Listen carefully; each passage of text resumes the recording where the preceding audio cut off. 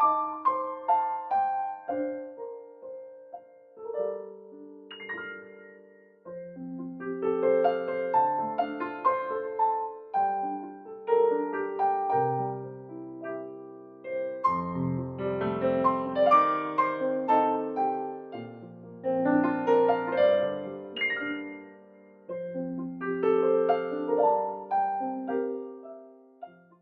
say stuff, you'll probably want me to quit saying stuff.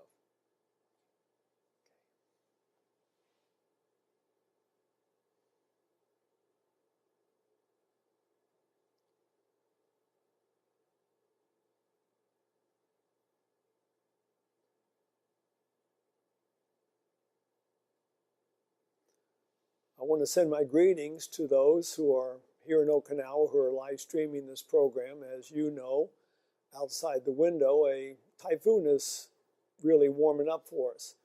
But I'm thankful to be inside in a peaceful and safe place. If you're live streaming somewhere else in the world, happy Sabbath. And since it is a Sabbath here in Okinawa, I want to begin with a word of prayer. So if you could just bow your heads with me, we'll ask God to be with us.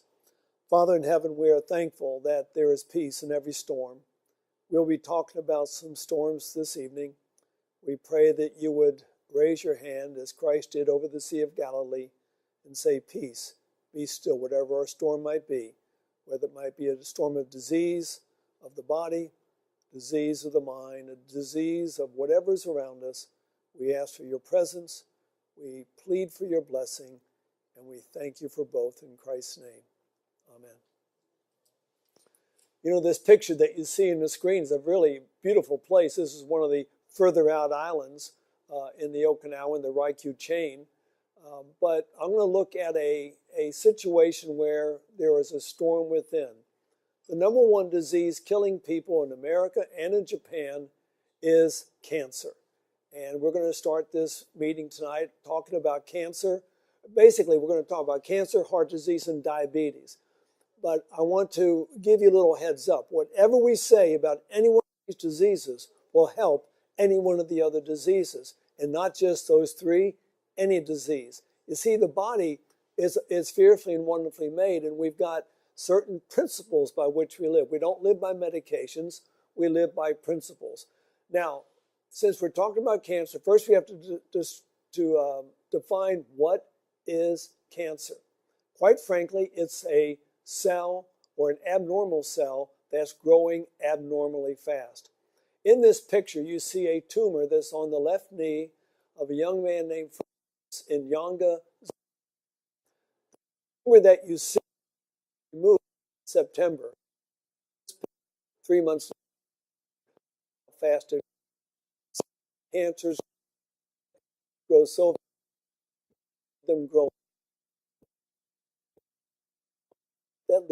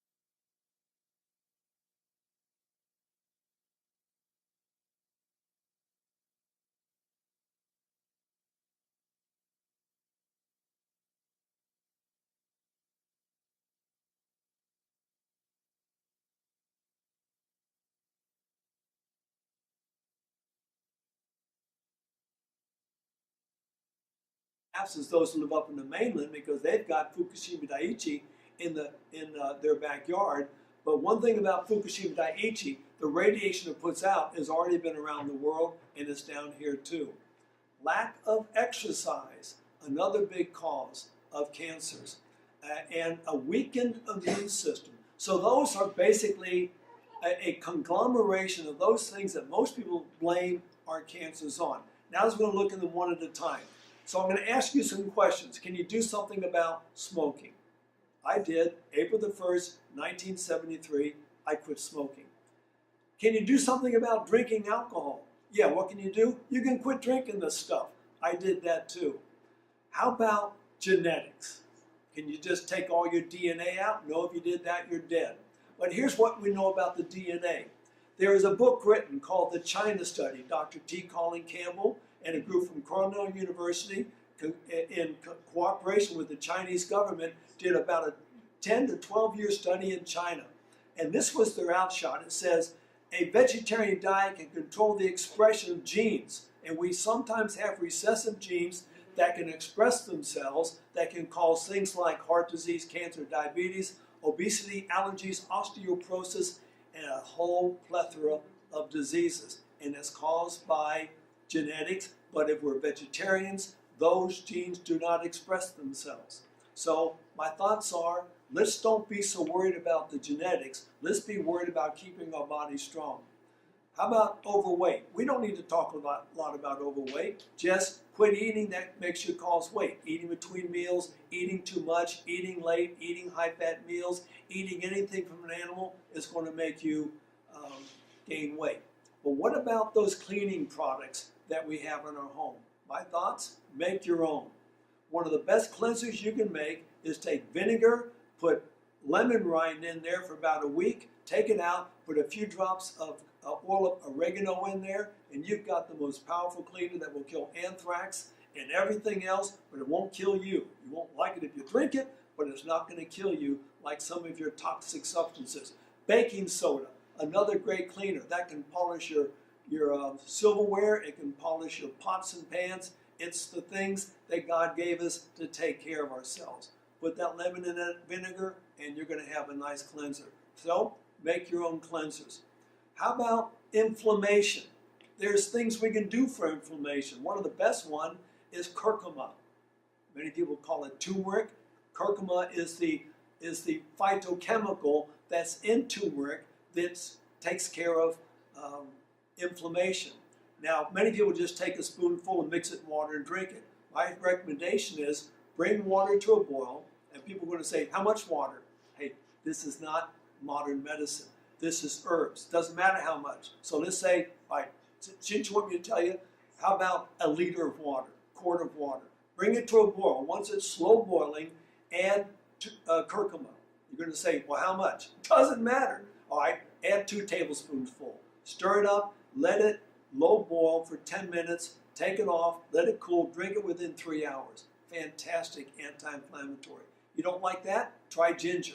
Ginger is also an anti-inflammatory. You don't like that? Take flaxseed. If you don't know that in Japanese, that's zamani. These are all anti-inflammatories. Of course, the flaxseed, that also has omega-3 fatty acids. It's a high fiber food. So what's going to be a triple winner for you? Okay, so, and every time I mention one of these things, I'm just talking about muy poquito, a tiny little bit of the things that you can do for these things. I'm just giving you sort of a push down the hill on your go-kart so that you can take this on to the finish line. How about eating not enough fruits and vegetables? Hey, I don't need to explain that. Quit eating meat, eat fruits and vegetables. It's not that hard to do. I've been doing it for about 35 years. Sometimes I'm not a good advertisement for being a vegetarian, but here's the reality. I've always looked like this. I'm a marathoner. Marathoners aren't supposed to look like Charles Atlas. And so whatever your weight's supposed to be, you maintain it best with a vegetarian diet. You don't have to worry about all these other things. All right, how about a weakened immune system, which most people have? One of the best herbs you can take is echinacea. Echinacea is a natural antibiotic. It's got all kinds of good properties in it. You just take some echinacea tea, it's going to help. Other things you can do, make sure you're well hydrated. Many people do not drink enough water. How much water should you drink? 3 to 4 liters a day. getting enough rest. If you miss your sleep by 2 hours, you've cut your immune system in half. We do not need a weakened immune system. And take no sugar. A little bit of sugar in your body starts to weaken your immune system. And get plenty of exercise outside in the sunshine and in the fresh air. Again, this is just a tiny bit of what you can do for your immune system. Keep your resting pulse rate under 60. Get plenty of that exercise and all other kinds of things. Okay, so we're not going to worry about that. How about not getting enough exercise? Do I really need to give you a class on that? You get outside and you start walking. Well, I don't like to walk. Well, if you don't like to walk, you're going to have to find time to get sick. It's one choice or the other. We get outside. All right, some people say, I don't like it. Well, my recommendation is take a bunch of little cards with things that you want to memorize. Why would you want to memorize something? Memorizing things makes your brain stronger. It sort of puts away Alzheimer's, puts away dementias. So if you start putting things in your mind, and walking at the same time as memorizing is basically much stronger medicine for making your brain stronger. All right? If you were strengthening your immune system, that takes care of the viruses. So bingo, we've taken care of that too. Now let's get down to ionizing radiation. Fukushima Daiichi, and not just Fukushima Daiichi, and not just Chernobyl. If there is a power plant, it is always emitting ionizing radiation. What can we do about that? See, in every situation, there is a solution. There was a doctor living in Nagasaki. I think he was a 29-year-old resident in the hospital in Nagasaki in 1945. His hospital was 1.4 kilometers from the hypocenter of the bomb that was dropped on Nagasaki. But the interesting thing was, and I believe God placed it in this man's mind to study radiation before the bomb, before they even knew there was such a thing as a bomb. Because we're always receiving radiation. We receive it from the sun. We receive it from the ground. We receive it from x-rays. There are many different procedures that put radiation into the air. And he was studying how can we protect ourselves from radiation. And he came up with a solution. First of all, he said, no sugar for anybody. Now, like I say, he was 1.4 kilometers from the hypocenter when the bomb was dropped. Now, and it was behind a hill, so none of his people got the direct effects of the blast. But that didn't kill the most people. What killed the most people was the radiation fallout. Not one person in his hospital, staff or patient, got sick because of the program he put them on. First, I've already said the sugar. Second thing, now don't worry about the exact thing. Look at the principle. He put them on brown rice. Now what's the principle? Whole grains. He put them on miso. Now miso has many good things in it. It's a great probiotic. It's got lots of good bacteria in there. And so he was feeding that to his patients. Sea vegetables, very, very high in minerals, especially iodine, which is probably one of the most carcinogenic of all radioactive isotopes, and which is put out big time by Fukushima and Chernobyl. Then he gave them Hokkaido pumpkin. Okay, what's the principle? Whole food, plant-based. Don't have to eat Hokkaido pumpkin. You probably don't even know what a Hokkaido pumpkin is. So eat any whole vegetable, whole fruit. That's what he was looking at. And then he gave them sea salt. Sea salt, and now I would recommend Himalayan salt because it has all the minerals. We've got to replace the minerals. Now I'll explain why in a moment. Okay, August 1945, when the two bombs were dropped, it put out an amount of radiation. Radiation is measured in a thing called Becquerels. Becquerels is how many disintegrations per second that it goes through. For the two bombs, it was 60 times 15 to the 10 to the 15th power of Becquerels. That means every single second, that many disintegrations were taking place. Now, what does that mean? You've got this atomic an atom breaking down and is sending off what's called alpha and beta particles, which are basically electrons and neutrons and protons, sort of like a hand grenade going off, just shooting these things all over the place, which if they get into the DNA is going to cause the mutation. So we had a lot of radiation going on. Keep this in mind, 60 times 10 to the 15th power. Now let's go over to Chernobyl, 1986. Interesting, when I was in Ukraine some years ago, I met the president of the children of Chernobyl. The president of the children of Chernobyl had been a young man in Chernobyl when that reactor exploded. And they have an organization. Matter of fact, he gave me his medal that the Soviet Union gave him. I've got his medal that the Soviet Union gave all the survivors of this particular blast. But he told me some pretty horrendous stories. He showed me pictures that no one else has ever seen. Matter of fact, he said everyone who worked on the cleanup of that disaster died of radiation poisoning. So anyway, the blast happened. How many Berkwells did that reactor put out? Well, it was 12,000 times 10 to the 15th power of Berkwells. That is every single second was going on. Now, you might think, well, I'm glad that was so long ago, it's not a problem anymore.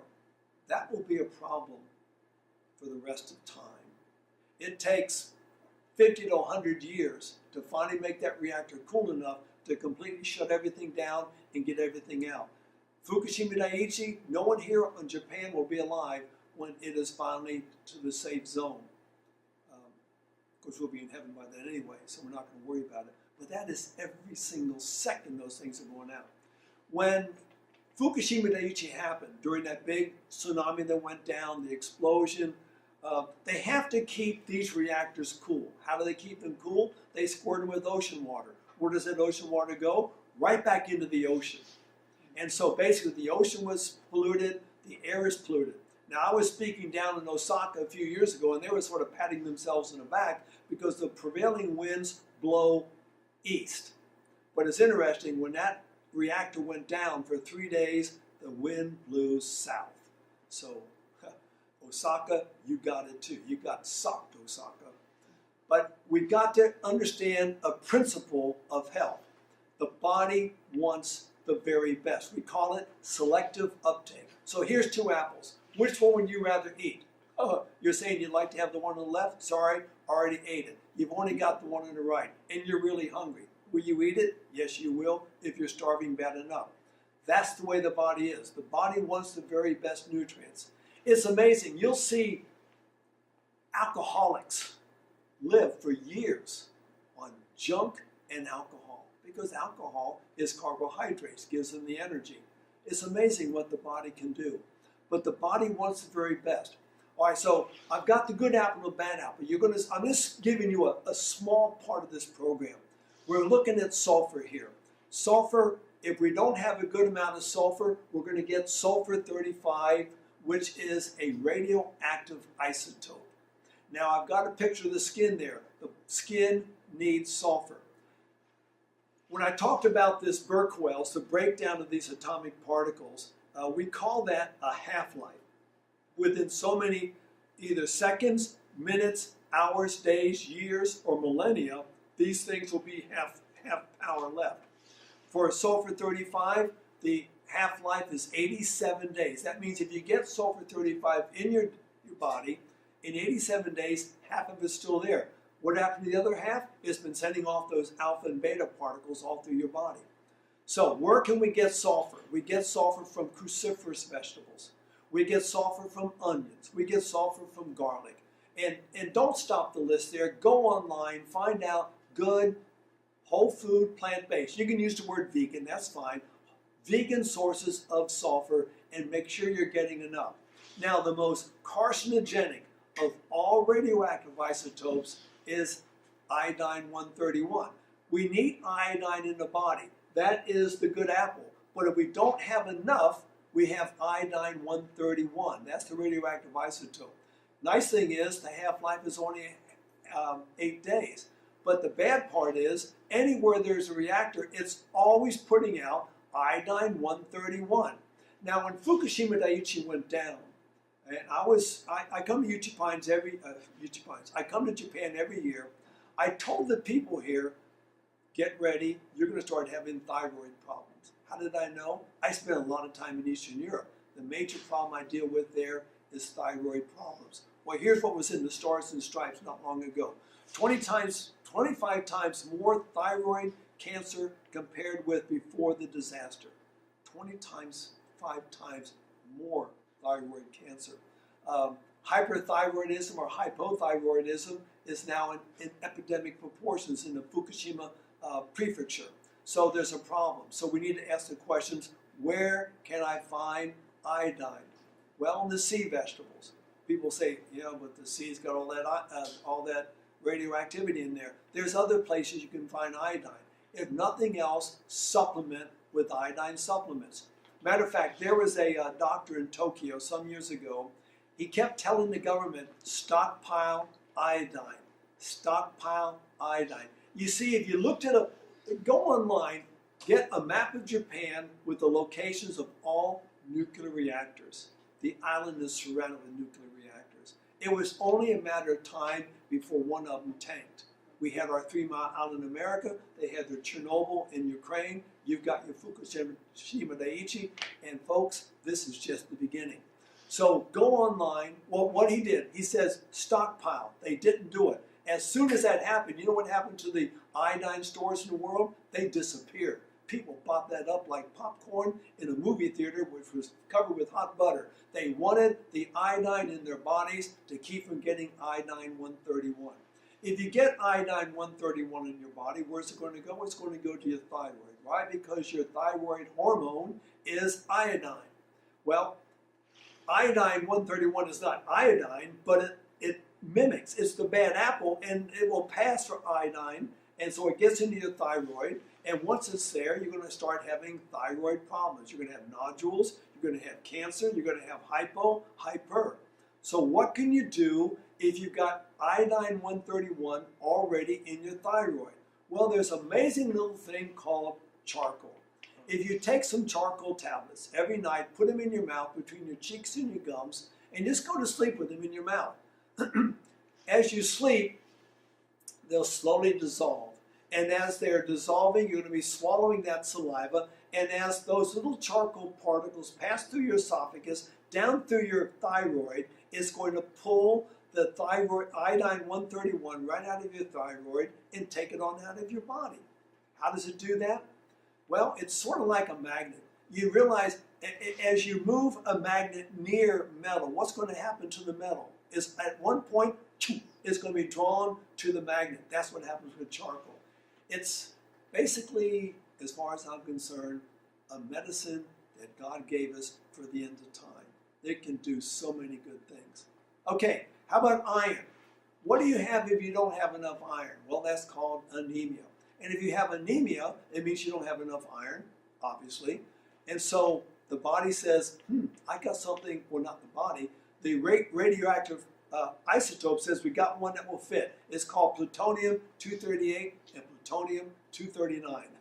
Welcome to the body, folks. Now you've got this plutonium in your body affecting your lungs, affecting your blood, affecting your sex organs, and everything else that depends upon iron in your body. And we do not want that. How long is its half-life? Not days. How about 88 years? Now, there's a way to get these things out of your body. We've got to chelate radioactive isotopes. There's ways of doing this. But what we want to do is make sure the body has no parking place for them. So in this case, what do we have to do? Yes, right? Take more iron into our bodies. Where do we get that? Green leafy vegetables, tomato sauce. I had spaghetti sauce for lunch today. Spaghetti sauce. Any way you thicken those tomatoes, it has more iron. Blackstrap molasses. Now, many places I go, you can't find this stuff. But if you have a place where you get some blackstrap molasses, a couple of teaspoons, stirred in warm water at night, drink it, it's going to bring your iron up. Dried fruits, raisins, prunes, they are very high in iron. I recommend you take those things. Pumpkin seeds, very good sources of iron. But don't just take what's on this slide. Go online, look up sources of iodine, iron, and find those things. So basically, radioactive isotopes should not be something we're concerned with. So on that list of things that people consider lead to cancer, what's left? Age. And folks, you can't change that. Well, really you can, because age is relative. My father was an old man when he died, and he was 57. My mother is still going strong at 90, and she's still alive at 95. It just depends on what's happening. So we're not going to worry about those isotopes, and we're not going to worry about age. Matter of fact, you know what age is? It's a reward for living a long time. Okay, another thing we got to worry about is this thing right here. It's called a free radical. What's wrong with that particular atom there? You notice there's a little dotted line? That means it's missing an electron. And when it misses an electron, it's going to go looking for an electron. First, we've got to answer the question, where do we get free radicals? You get it in bad air, a high-fat diet, eating too much, working yourself to a frazzle, radioactive isotopes, growing older. If you injure yourself, your body produces free radicals. So basically, we got free radicals all around us. So don't try to find out, where am I getting all my free radicals? Although we should try to get in the cleanest environment as possible. But God has given us a solution for free radicals. What is it? It's a thing called antioxidants. Ever heard of one of those things? All right, here's two atoms. The one on the left is an antioxidant. The one on the right is just a regular atom. But look what's going to happen to the one on the right. Uh-oh, it just lost an electron. Why did it lose an electron? I haven't the foggiest idea, but now that thing's a free radical. But God has a solution. Look what God's going to do. What's he going to do here? He's going to take an electron from the antioxidant and give it to the free radical. Now the free radical is no longer a free radical. But does the antioxidant become a free radical? That's the amazing thing is. God made it so that that atom can give up electrons all day long and never become a free radical. Why? He knew the world that we'd be living in. He's a good God. So where can we find antioxidants? Just look at your food. Just, matter of fact, some people say eat a rainbow of food every day. All right, that's a good idea. Not every meal though. We should have, just a few items in a meal so we don't overtax ourselves. But we need to be eating a lot. And basically, you're going to find antioxidants in fruits and vegetables. You're not going to find them in animals. So we want to get our foods there. All right, another thing. We're talking about cancer cells or cells that grow abnormally fast. Well, when a few cells get together, they start to form a tumor. At first, they're small tumors. They can sort of draw their blood supply from the surrounding tissues. But after a while, as they grow, they need their own blood supply. So they start putting out these angiogenic factors. This chemical it exudes that causes nearby capillaries to form a trunk line into the tumor. And now what do you have? You've got a tumor with its own dedicated blood supply. It gets the blood, it passes itself and the blood through it to other parts of the body. And this is what makes, basically, if you're working on brain tumors, so dangerous because it's so vascular. You've got a tumor that's so vascular and you cannot leave anything bleeding up there. And so we can stop this thing. There is a medication they give, but I'm against the medications. We can take things like grapes. It has what's called COX-2 inhibitors. COX-2 inhibitors stop the tumor from producing these growth factors that causes the surrounding blood supply to build a highway into the tumor. So we can get it with red grapes. We can get it with curcuma, the turmeric I've already mentioned. We can also get it with soy milk. There's a number of ways that we can get these COX-2 inhibitors that will stop the production of this growth hormone that makes the tumor get its own blood supply. There's a basic law of health. Perfect health requires perfect circulation. You cut off circulation to the tumor, you've cut off life to the tumor. And that's what we want to do. Matter of fact, you can really do it. And this is maybe getting off in the left field here, but our minds can also control our blood supply.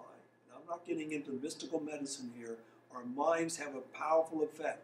And I'm not going to go any further than that, but if we start thinking negative thoughts, we start doing negative things, we start having negative emotions, we're asking our body to grow fast-growing abnormal cells. We've got to quit doing this.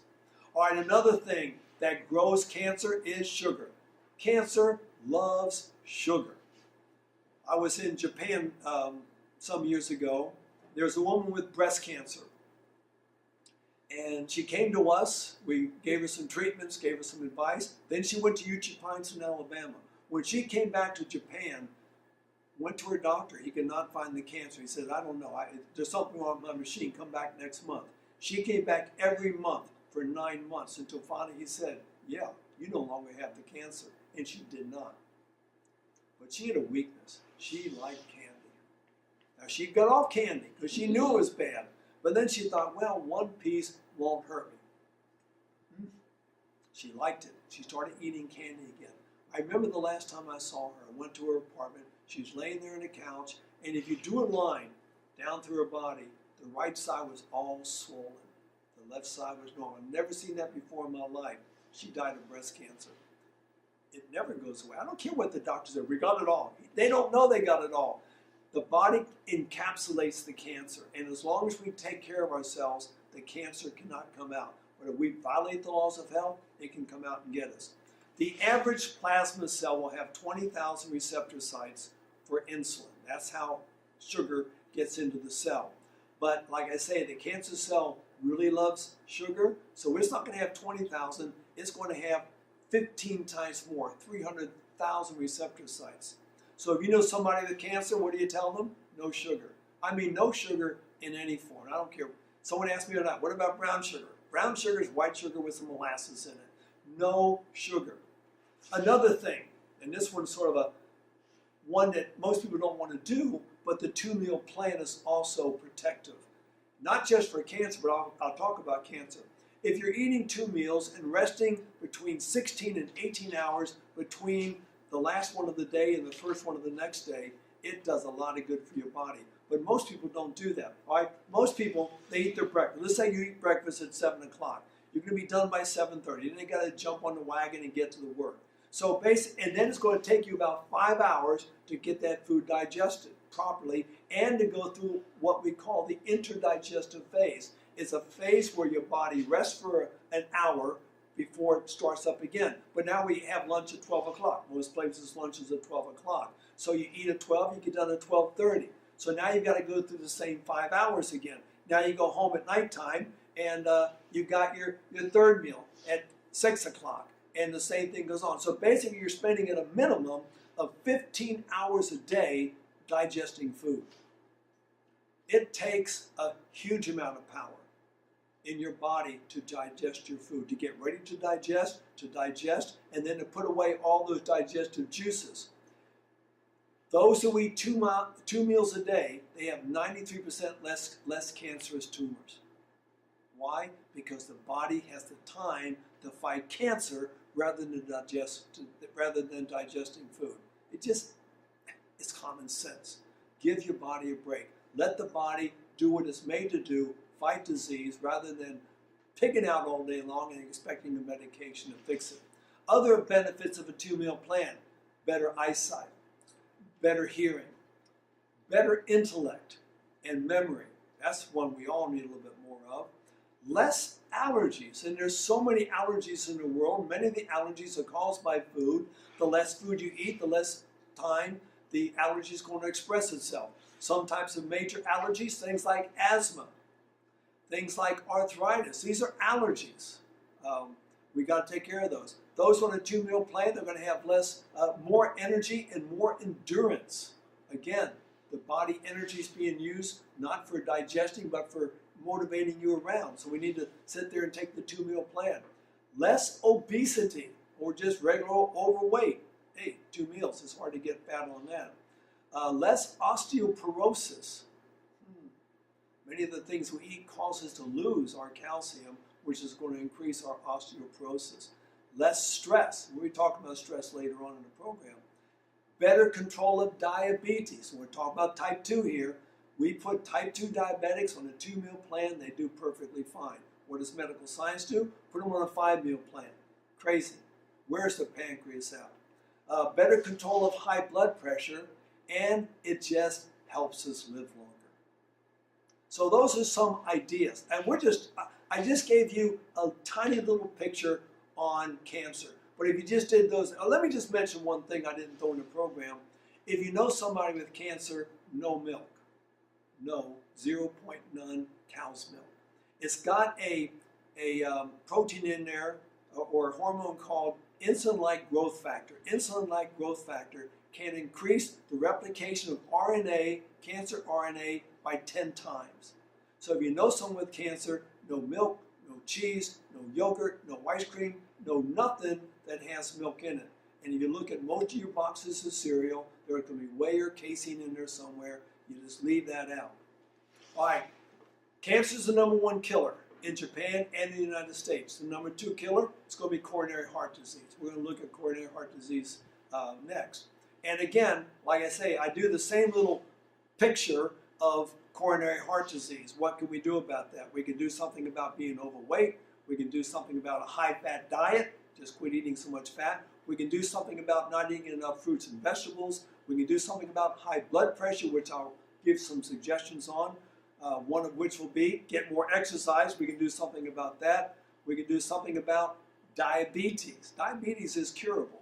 We can do something about stress in our lives. We can get rid of the tobacco in our lives. We can get rid of the alcohol in our lives. And basically this is just leaving 3 things. We've already mentioned that those things are things that we can deal with. The genetics, you cannot, I don't care what Bruce Jenner says, he's still a guy. I don't care what he calls himself Caitlin, he's still a guy. Just check the DNA. You cannot change your gender. They've got about 123 different genders. No, there's 2, male and female. Sorry about that. Put me in jail, I'm not politically correct. Okay, many people think that most men get heart disease. Well, women are catching up. Don't feel bad, women, you're catching up with men. High blood pressure is one of the main causes of heart disease, which we're going to basically talk about in this tiny little segment of this program. Diabetes opens the door. That will increase your risk of heart disease by 200 to 400%. Increases your risk of stroke by 240%. Increase your risk of kidney disease by 1,700%. We need to control diabetes. Another one is stress. Again, like I said, I'm going to mention a little, and I've got a whole program on stress. No time to give you all the things about stress, but there is one thing I want you to get in your mind about stress. High cholesterol. Where does cholesterol come from? It comes from the liver. It comes from your liver. It comes from the cow's liver. It comes from everything that has a liver that produces cholesterol.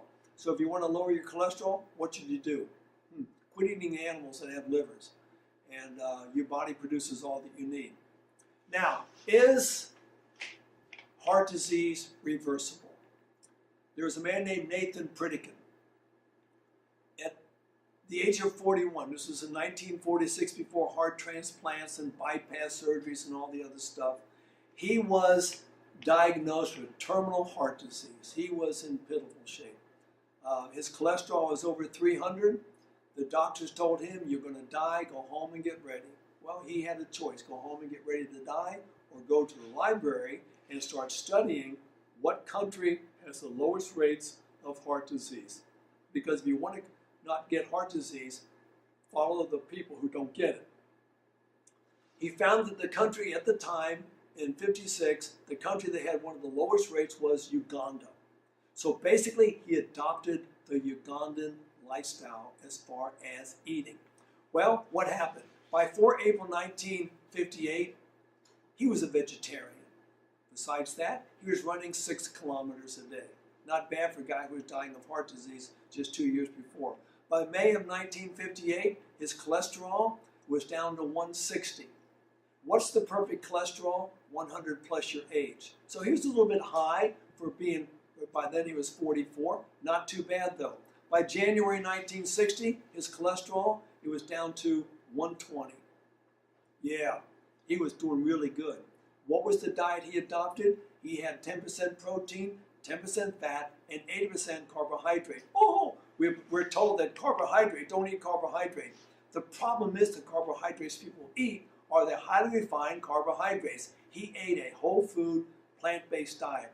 And when he died 30 more years later, they did an autopsy and they commented they'd never seen such a young heart in such an old man, because he had changed his life and it had changed his heart. It'll do it. In the country of Iceland, they did an interesting experiment, 1981 to 2006. The mortality in Iceland was extremely high from heart disease. A lot of people dying. So they promoted 3 steps. And this wasn't a small study. This was the whole country of Iceland. And I've been to Iceland. It's a beautiful country. Here's what they recommended. Start getting more exercise. 2, go to more of a whole food, plant-based diet. 3, put out the cigarettes. That's all they did, those 3 things. And anyone can do those 3 things. What happened? Within a short time, heart disease fell by 80% in Iceland. Now, heart disease fell by 80% in the United States and in Japan. It would not even be in the list of the top probably 20 causes of death. It's amazing. We are killing ourselves with our lifestyles. But another thing, this sort of came out of the Korean War. During the Korean War, they had to ship a lot of water over there, and they cleaned the water up with chlorine. And I've got a book, it's Chlorine, Coronaries, and Cholesterol. They find that chlorine in the water increases cholesterol buildup in your arteries that leads to coronaries in the heart. And they did a study with chickens. Well, this is the study they did with the United States Army, unfortunately. But they did the study with chickens. They gave baby chickens 2 sources of water. One was pure water, one was chlorinated water. And they found that those who drank the chlorinated water, as they grew up, 100% of them had coronary plaques in their arteries. The ones who drank regular water, they had no coronary plaques in their hearts. Pretty interesting. And they probably ate the chicken for lunch, but that would have been bad for them. But basically, it's the chlorine in the water that's a poison to us. Chlorine and fluorine, both. Matter of fact, outside of every major city, when they go from chlorinated water to farm water or country water, cancer rates go way, way down. Chlorine is killing us. But most people, we're getting into high blood pressure here. Most people with high blood pressure, they will take medications. Will the medications that we take for high blood pressure cure high blood pressure? Not in 1,000 years. Medications do what? They control the symptoms. So, what are some of the things that affect high blood pressure? Why do we get it? Now, anything I show you that causes high blood pressure, just reverse that, and you are now getting a cure for high blood pressure. The first thing on the list, maintain a proper weight. Now, what's a proper weight? I'm not going to get into a debate about what's a proper weight, but you probably know. I usually tell people, if in some countries, stand up straight and then look down at your feet. If you can't see your feet, you're not at the proper weight.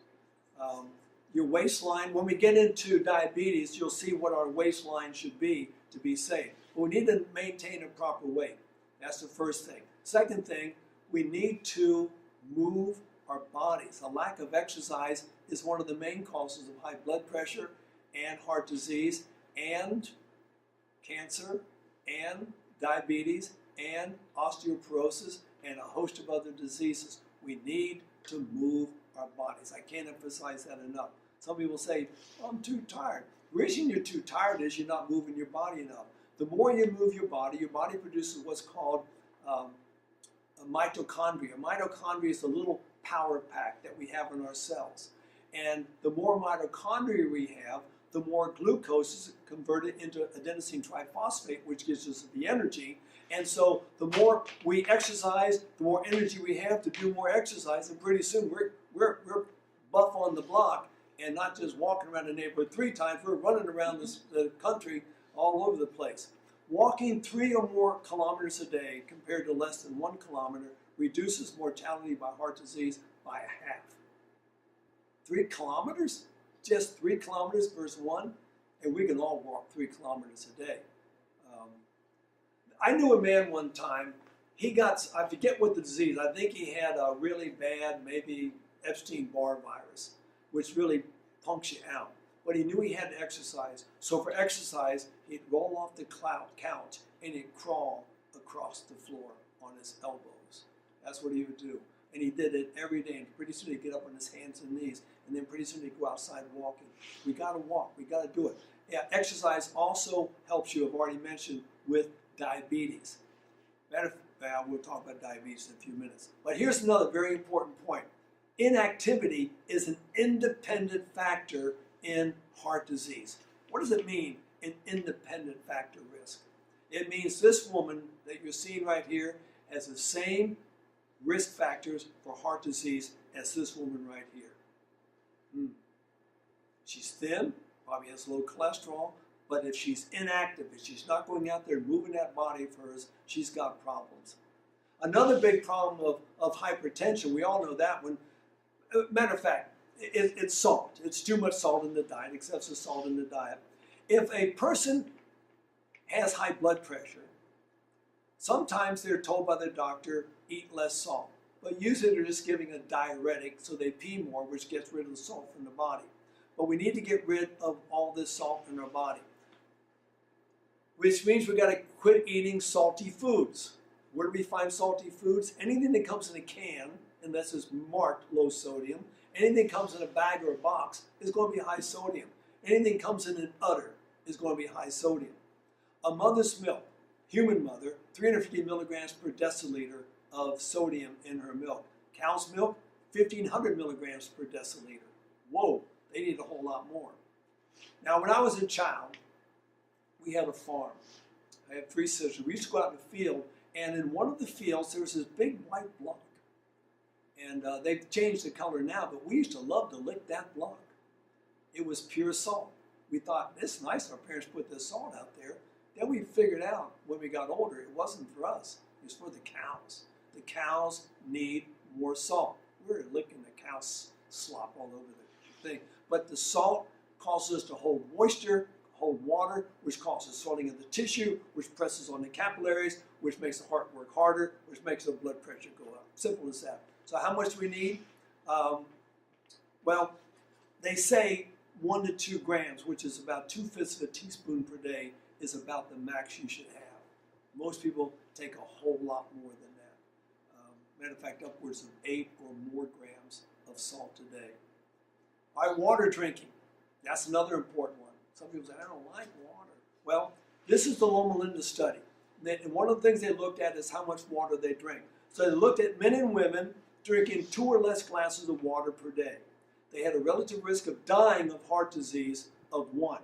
Then they looked at people who were drinking 5 or more glasses of water per day. For women, it was 41% less. For men, it was 54% less deaths, just drinking a little bit more water. But some people don't like water, so they drink other things. So they looked at other liquids. Most of these liquids being diuretic themselves. Coffee, teas, colas, they are diuretic. And so those who were drinking 2 or more glasses of other liquids, relative risk of 1 of dying of heart disease. Those who were drinking 5 or more of the other liquids, women, 147% greater risk, men, 46% greater risk. That's a big risk factors. What do we need to drink? We need to drink water. How much? 3 to 4 liters a day. That's what we need to drink, especially in these hot places like Okinawa. If you drink 1 cup of coffee, it will raise your systolic blood pressure, that's the high number, by 5 to 6 millimeters. You say, well, that's not a big deal. Yes, it is. If you can lower your systolic by 3 millimeters, you reduce your risk of strokes by 11%, your risk of heart attacks by 7%, your risk of dying of all causes by 3%. That means every time you drink a coffee, you're raising your risk factors for those very things. And you don't want a stroke, you do not want a heart attack, and you don't want to be dead either. How can you lower your blood pressure really fast? When it's typhoon is gone, you go outside and you get in the sunshine. If you exercise in the sunshine, or just in the sunshine, you're going to lower your blood pressure 8%. Exercising, lower another 7%, basically lowering your blood pressure 15% by taking a walk in the sunshine. 15%. We're not talking millimeters here, we're talking percentage points. And that's going to extend for a number of hours after your time out in the sunshine. What does the sunshine do? It dilates your blood vessels, which increases your blood flow, which takes the pressure off your heart, brings your blood pressure down. All right, stress. Usually if I ask in the audience. Many times I ask audience, especially in Japan, I ask questions. They all just sit there like cigar store Indians, which is fine. But if I ask them, how many of you feel stressed? Almost every one of them is going to raise their hand because we all feel stress. There's a certain type of stress. It's called white coat hypertension. What is white coat hypertension?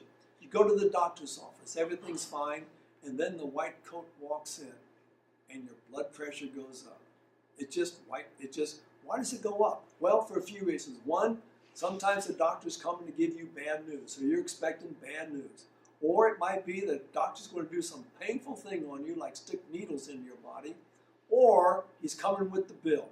Now, in the military, not the big problem there, but it causes pressure on the person just from seeing the doctor.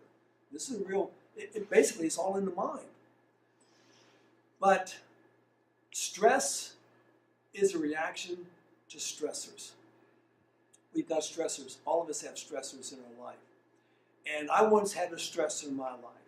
I was living out in the farm in Missouri, and my stressor was a whippoorwill. Whippoorwills are nocturnal. In the daytime, it was quiet, beautiful out there. Sun would start to set. Lights would go out outside. Time to go to bed. I'd turn up my light. As soon as I turned out my light, it seemed like that bird woke up. And when that bird woke up, it would start to sing. And this is what a whippoorwill sounds like.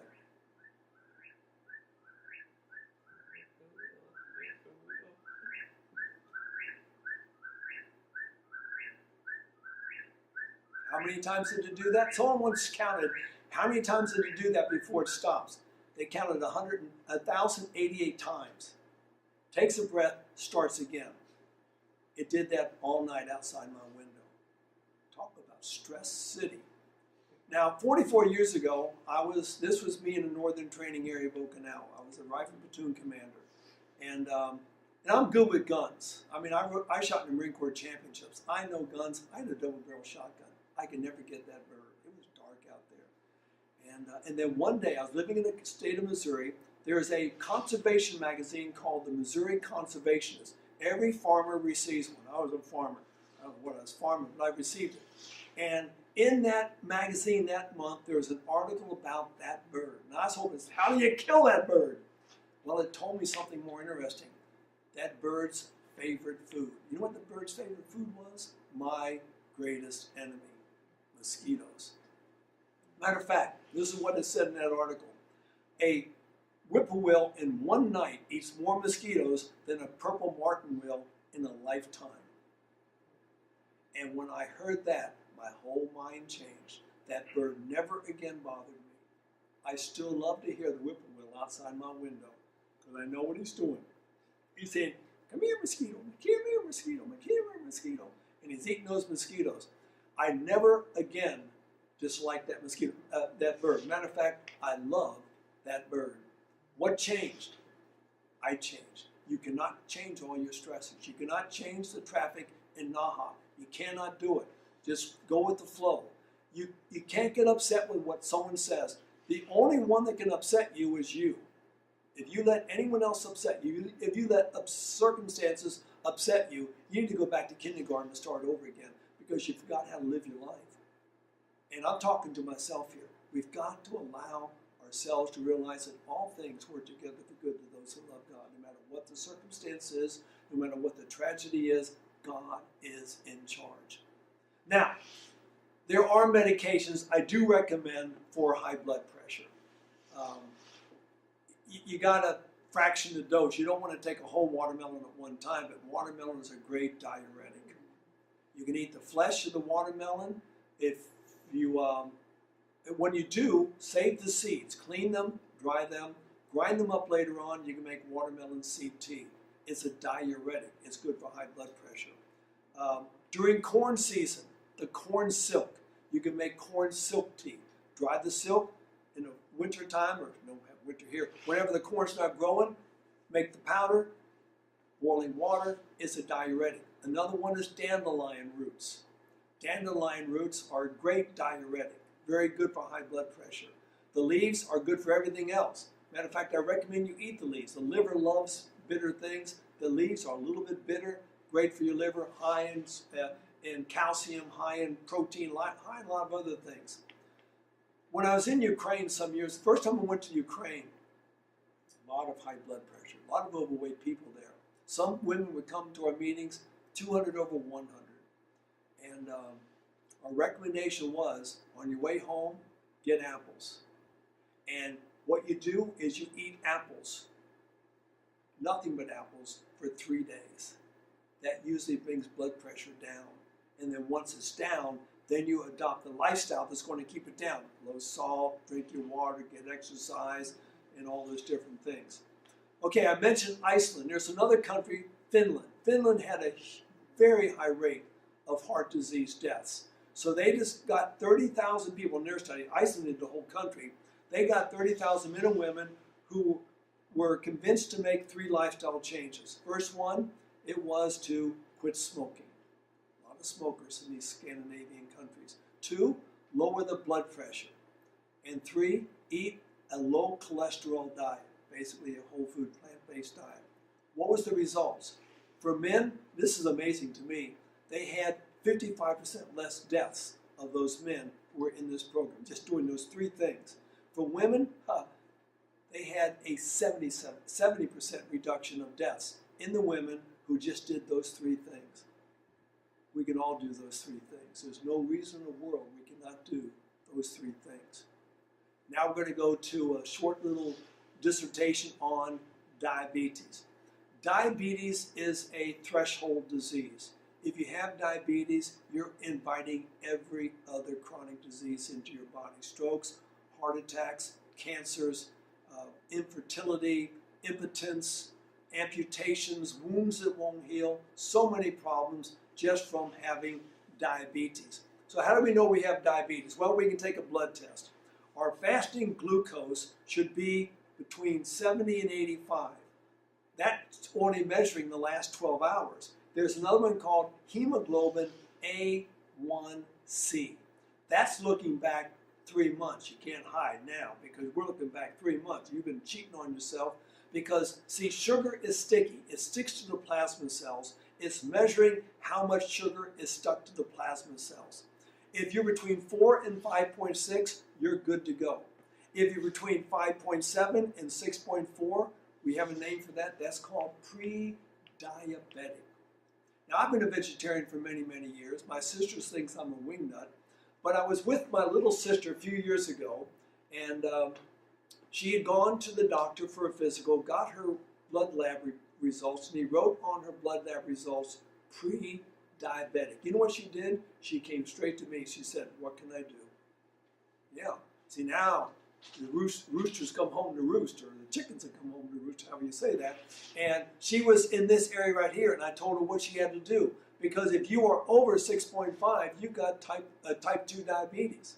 I say type 2 because there's 2 types. There's type 1 diabetes. We call that IDDM. It stands for insulin dependent diabetes mellitus. What does it mean, diabetes mellitus? Basically, it's words that mean sugar flowing through the body.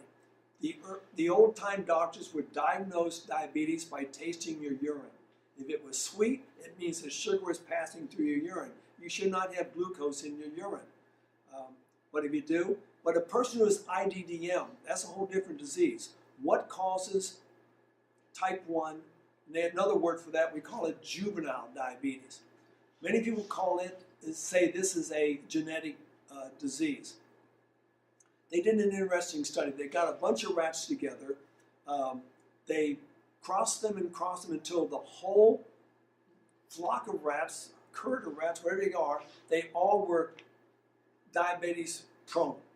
Then they had a bunch of babies born one day, and they separated them into 2 groups. The one group, they drank their own mother's milk. How many got diabetes? 0. Now they all had the predisposition, genetic predisposition. The ones who were artificially fed cow's milk, how many got the diabetes? 100% of them got diabetes. So basically, one of the causes of type 1 diabetes is early exposure to cow's milk. Don't feed your babies those formulas with cow's milk in them. It's not good for the body. This is not a a disease of the endocrine system. This is an autoimmune disease. Basically, the protein in casein is made up of a 17 amino acid peptide chain. The protein in the islets of Langerhans that makes the insulin in our pancreas, same makeup. And so when the casein gets into your body, if your body's resistant to it, it makes an antibody that will go looking for 17 amino acids. Gets down to the pancreas, it sees the islets of Langerhans, it kills those beta cells, you're now type 1 diabetic. Bad news. Autoimmune disease. Type 2 diabetes, that's about 90 to 95% of people with diabetes are going to have type 2 diabetes. Pancreas, working fine. It's producing plenty of insulin, but the problem is it's getting worn out. It's producing insulin all the time. And it's not made to produce insulin all the time. As a matter of fact, if it's producing insulin all the time, insulin makes you hungry. Okay, that's another deal. Okay, so let's look at some of the factors in type 2 diabetes. First one is going to be overweight. It's amazing how many diseases we find overweight playing a role in the diabetes. But if a person is overweight, they're inviting diabetes. That's the first thing. If you have any one of these things, you're on your way. All right, how can we control overweight? Well, if whole food, plant-based diet is the best way. Overweight is the most powerful modifiable risk factor for type 2 diabetes. Eat less, 2 meals a day, whole food, plant-based, no animal products, no fat in your diet, and you're going to be good to go. If you are overweight, which usually means you're over-nutriented, you're taking too many nutrients, the next thing that's going to happen is called carbohydrate intolerance. Now the body's saying, hey, you're just putting too much stuff down here. We're going to stop taking in these carbohydrates. You're not going to digest them, which then is going to cause other problems like you're tired all the time. You've got fuzzy thinking. You crave sweets. You've got digestive problems. This is some of the signs of carbohydrate intolerance. The next thing that's going to come is insulin resistance. Now, because if you become carbohydrate intolerant, that means the cells are no longer taking insulin. It's not. They're closing up their insulin receptors. I mentioned insulin receptors with cancer. Your average plasma cell will have 20,000 insulin receptors. But if you are insulin resistant, you no longer have 20,000. You're going to go down to something more like 5,000 insulin receptors. Now what happens? Now when all that glucose is in the body comes knocking to get into your cells, there's no way to get in. So if the glucose is not getting into the cell, what is the cell going to do? It's going to send a message. It's going to send a message to the brain. And what's that message going to be? Feed me. And so a person who has diabetes has what we call polyphagia. They're always hungry. They always got to eat. But if you're always eating and you've got insulin resistant, that leads to another problem. All that food you're eating is building up sugar in your bloodstream. Now you got it too high, so now you're going to have what we call polyuria. You're always going to be dumping the sugar through your urine into the toilet. But that's going to lead to the third problem. You got polydipsia right there. You got polyphagia, polyuria. Now we got polydipsia. Because of the fact that your body is 93% water, your blood is 93% water, and you're peeing it all down the tubes, now you're going to have polydipsia. You're thirsty all the time. Those are the three big signs of diabetes. If you're always hungry, always thirsty, and always urinating, it's a red flag. Have it checked out because you just may well be on your way, if you're not already there, to diabetes. If you have insulin resistant, the next stop is diabetes. Doesn't stop there. Then comes heart disease. Doesn't stop there. Then comes cancer. Okay, there's another sign of diabetes. Diabetes is called the metabolic syndrome. See, type 1 was an autoimmune problem. This is a metabolic problem. 6 signs of metabolic syndrome. One is abdominal obesity. We should have men 102 centimeters around the waist. That's measured at the belly button, not down there above where the whole flab hangs over. Women, 88 centimeters. Frankly, these are too big, but that's what they say. Second one is your body shape. Which is the healthier shape for the human body? Well, the pear shape is the healthiest amongst the two. I tell people, okay, and they always just give us the two options. You want to look like an apple carrying all your weight up here, or a pear carrying all your weight down here? No. How about being a banana? That's the healthier way. That's the healthier style. But move towards the pear, and then pare down your pear and get down to the banana. The third one will be a high systolic or high diastolic, or you're taking blood pressure medications. Right? And this study basically says if you have any one of these factors, you are one step closer to having diabetes. The next one, abnormal blood fats, your HDL, your good cholesterol, is going to be low. Another one in there, number 5, is going to be your triglycerides are going to be high. Where do we get triglycerides? That's the refined carbohydrates. How do we lower the bad cholesterol? Exercise will do it. Eating a lot of fiber will do it. Matter of fact, oats are very good for lowering those LDL. How do you raise your HDL? Exercise raises your HDL. And number 6 is going to be your fasting blood sugar over 100 milligrams. So you don't want to have a high resting blood sugar. Now people blame type 2 diabetes on diabetics. Well, there's an interesting study done with the Pima Indians. Now the Pima Indians are an indigenous American group. They weren't Indians. The reason why they called them Indians is Columbus thought he got to India. He didn't know he got to America. So he could have called them something else. He could have called them Americans. But they called them Indians, thinking he was in India. But they were Native Americans. 700 years ago, the tribes split. Half of them went to Mexico, half of them stayed in the southern United States. Now there's a very famous Pima Indian that every Marine should know.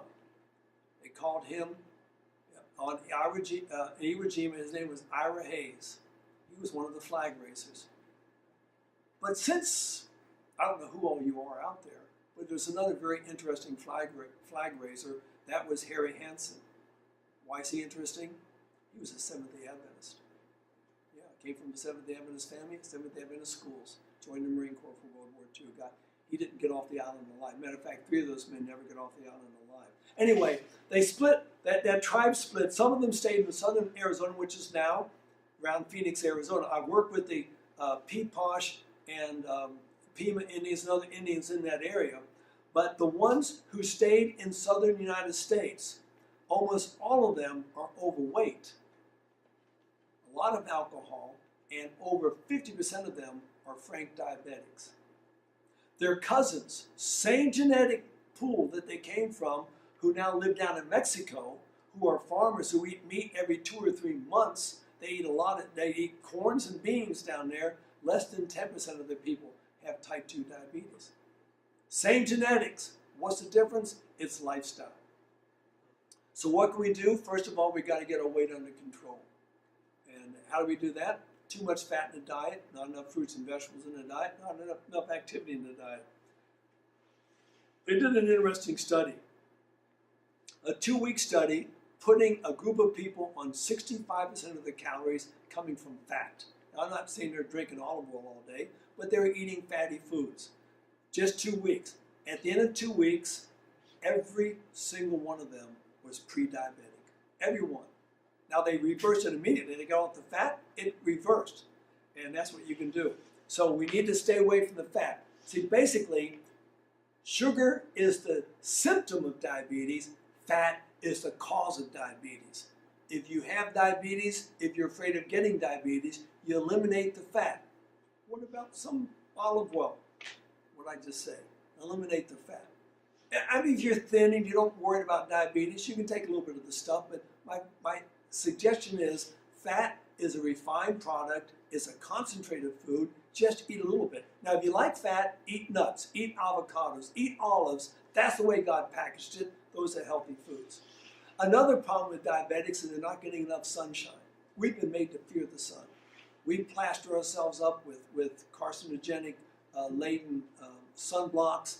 We get out in the sunshine, we just have all kinds of problems. But the thing about the diabetics with the sunshine is 60% of diabetics have low vitamin D. Matter of fact, vitamin D is becoming a major problem in our society. We just don't get enough sunshine. Okay, another thing. Many people have sedentary work. You need to move. If you've got, matter of fact, if I have a diabetic patient, here's what I do. Very easy.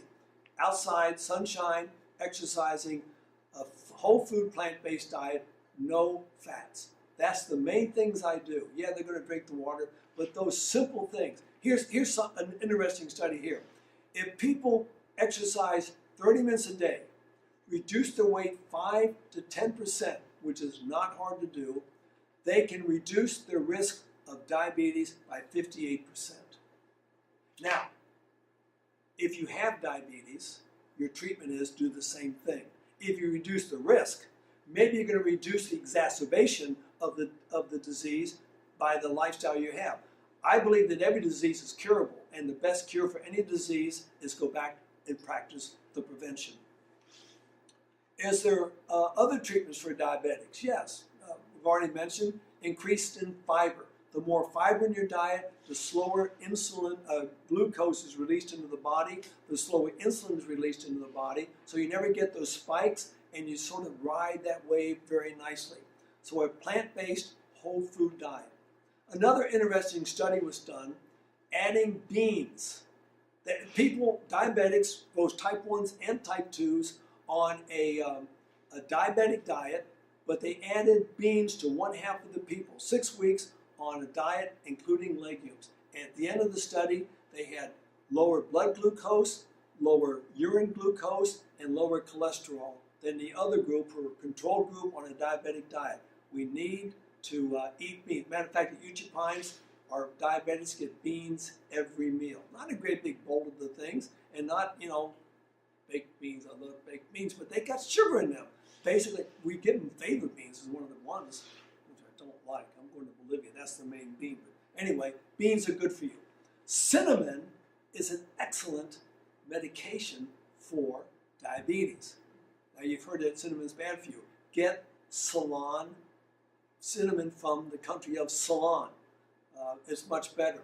It lowers blood sugar levels, which you want to do. It is anti-inflammatory. Diabetes is an inflammatory process. Matter of fact, they measure inflammation with a thing called C-reactive protein. It's a blood test. People who go to church on a weekly basis have lower C-reactive protein. So diabetics should go to church every week. Improves sensitivity to insulin. If your body's insulin insensitive, that means insulin resistant, cinnamon can make it less resistant and start taking the insulin and the glucose. You don't like cinnamon? Try ginger. Ginger also lowers blood sugar. It's also anti-inflammatory. It lowers cholesterol levels. So God's got the medication out there, and they're really tasty medication. We use ginger for people with upset stomach. If they're on, we get a patient that they've been taking chemotherapy, they're upset all the time, we just make ginger tea. Great for settling the stomach. Okay, do lifestyle changes really help with diabetes? 2 case histories to end this program. Number 1, he was a male, type 2 diabetic, 268 pounds. We've had patients come, we had to get 2 scales. They had to put 1 foot in each scale, they were so big. Insulin, 175 units a day. Glucose was 350 to 400 milligrams, uncontrolled. He had already had 2 heart attacks. I said diabetes leads to heart attacks. He had high blood pressure on medications for high blood pressure. His blood fats, his cholesterol, his LDL were too high, and his kidneys were already in failure. Hey, you got diabetes? Kiss those kidneys goodbye if you keep it, because that's what's going to happen. Okay, in 5 days, glucose down to normal, lost 10 pounds, 130 units of insulin. How do we do that in 10 days? Now, don't you do this, but at HEW Pines, unless you can control the person very well, they fast for the first 5 days. No food at all, just water. We monitor their blood pressures, we monitor their glucose for 5 days, and then we put them on a green diet.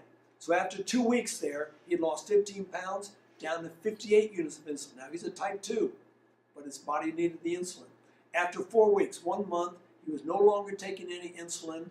He lost 24 pounds, and he was no longer on blood pressure medications. All right, now he goes home.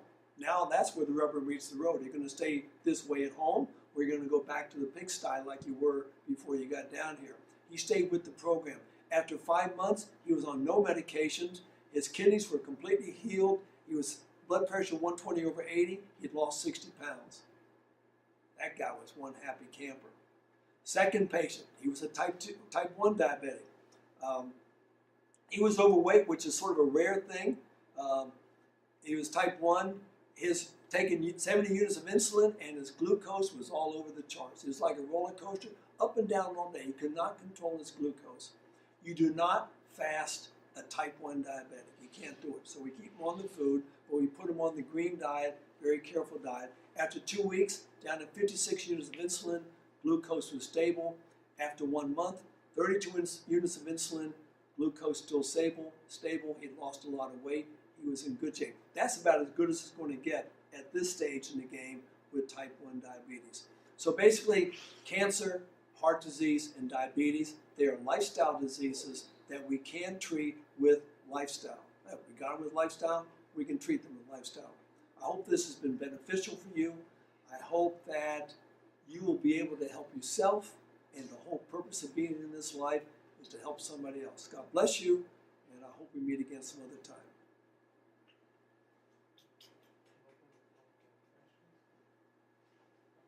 Question time? Question time. Okay, question time.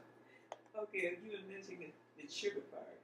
You said all white sugar, brown sugar. So what about the substitute? What's that stuff we take, Kim? We drink, use. What is Stevia is fine. No, agave. Agave nectar is high fructose corn syrup.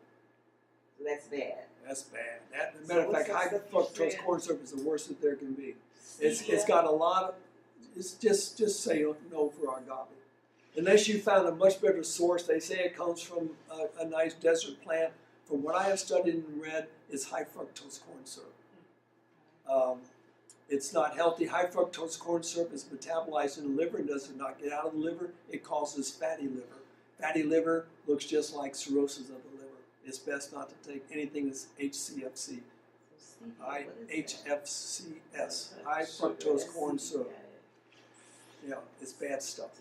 Okay. You want to sweeten something, dried dates, any dried fruit. You want to sweeten your tea, stevia. That's the best thing. Stevia is a very healthy herb that doesn't have any side effects, but it's sweet as all get at. Dried dates powder. Dry date powder, yeah. Where can you locate the stevia? Where can you get it?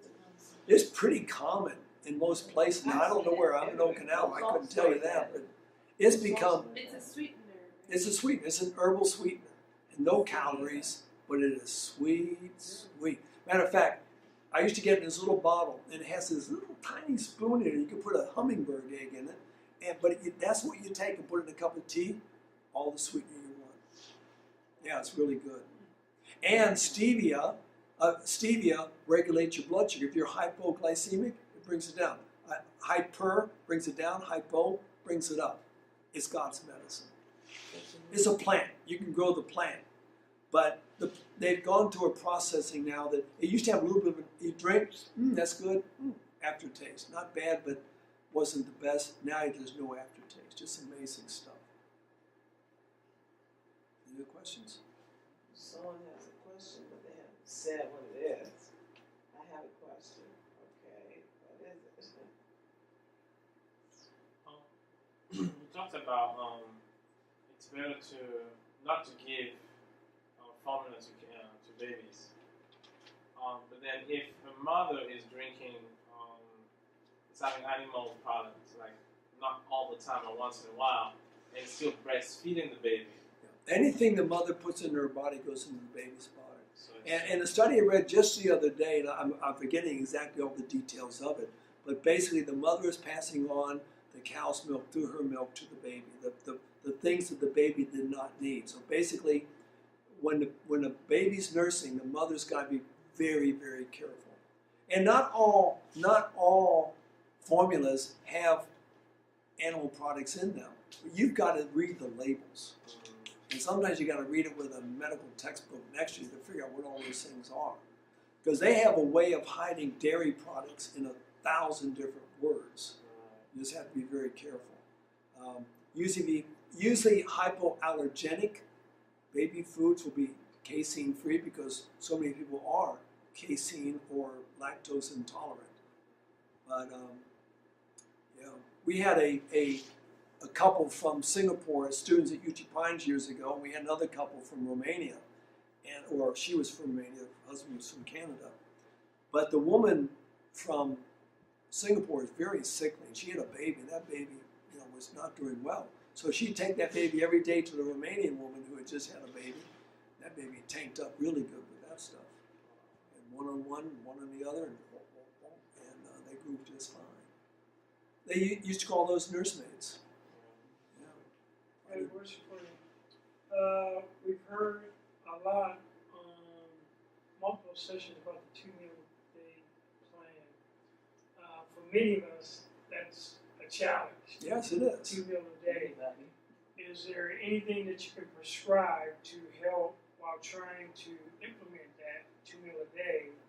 Is there a way to overcome the cravings that oftentimes overtake us? Well, and that's an excellent question.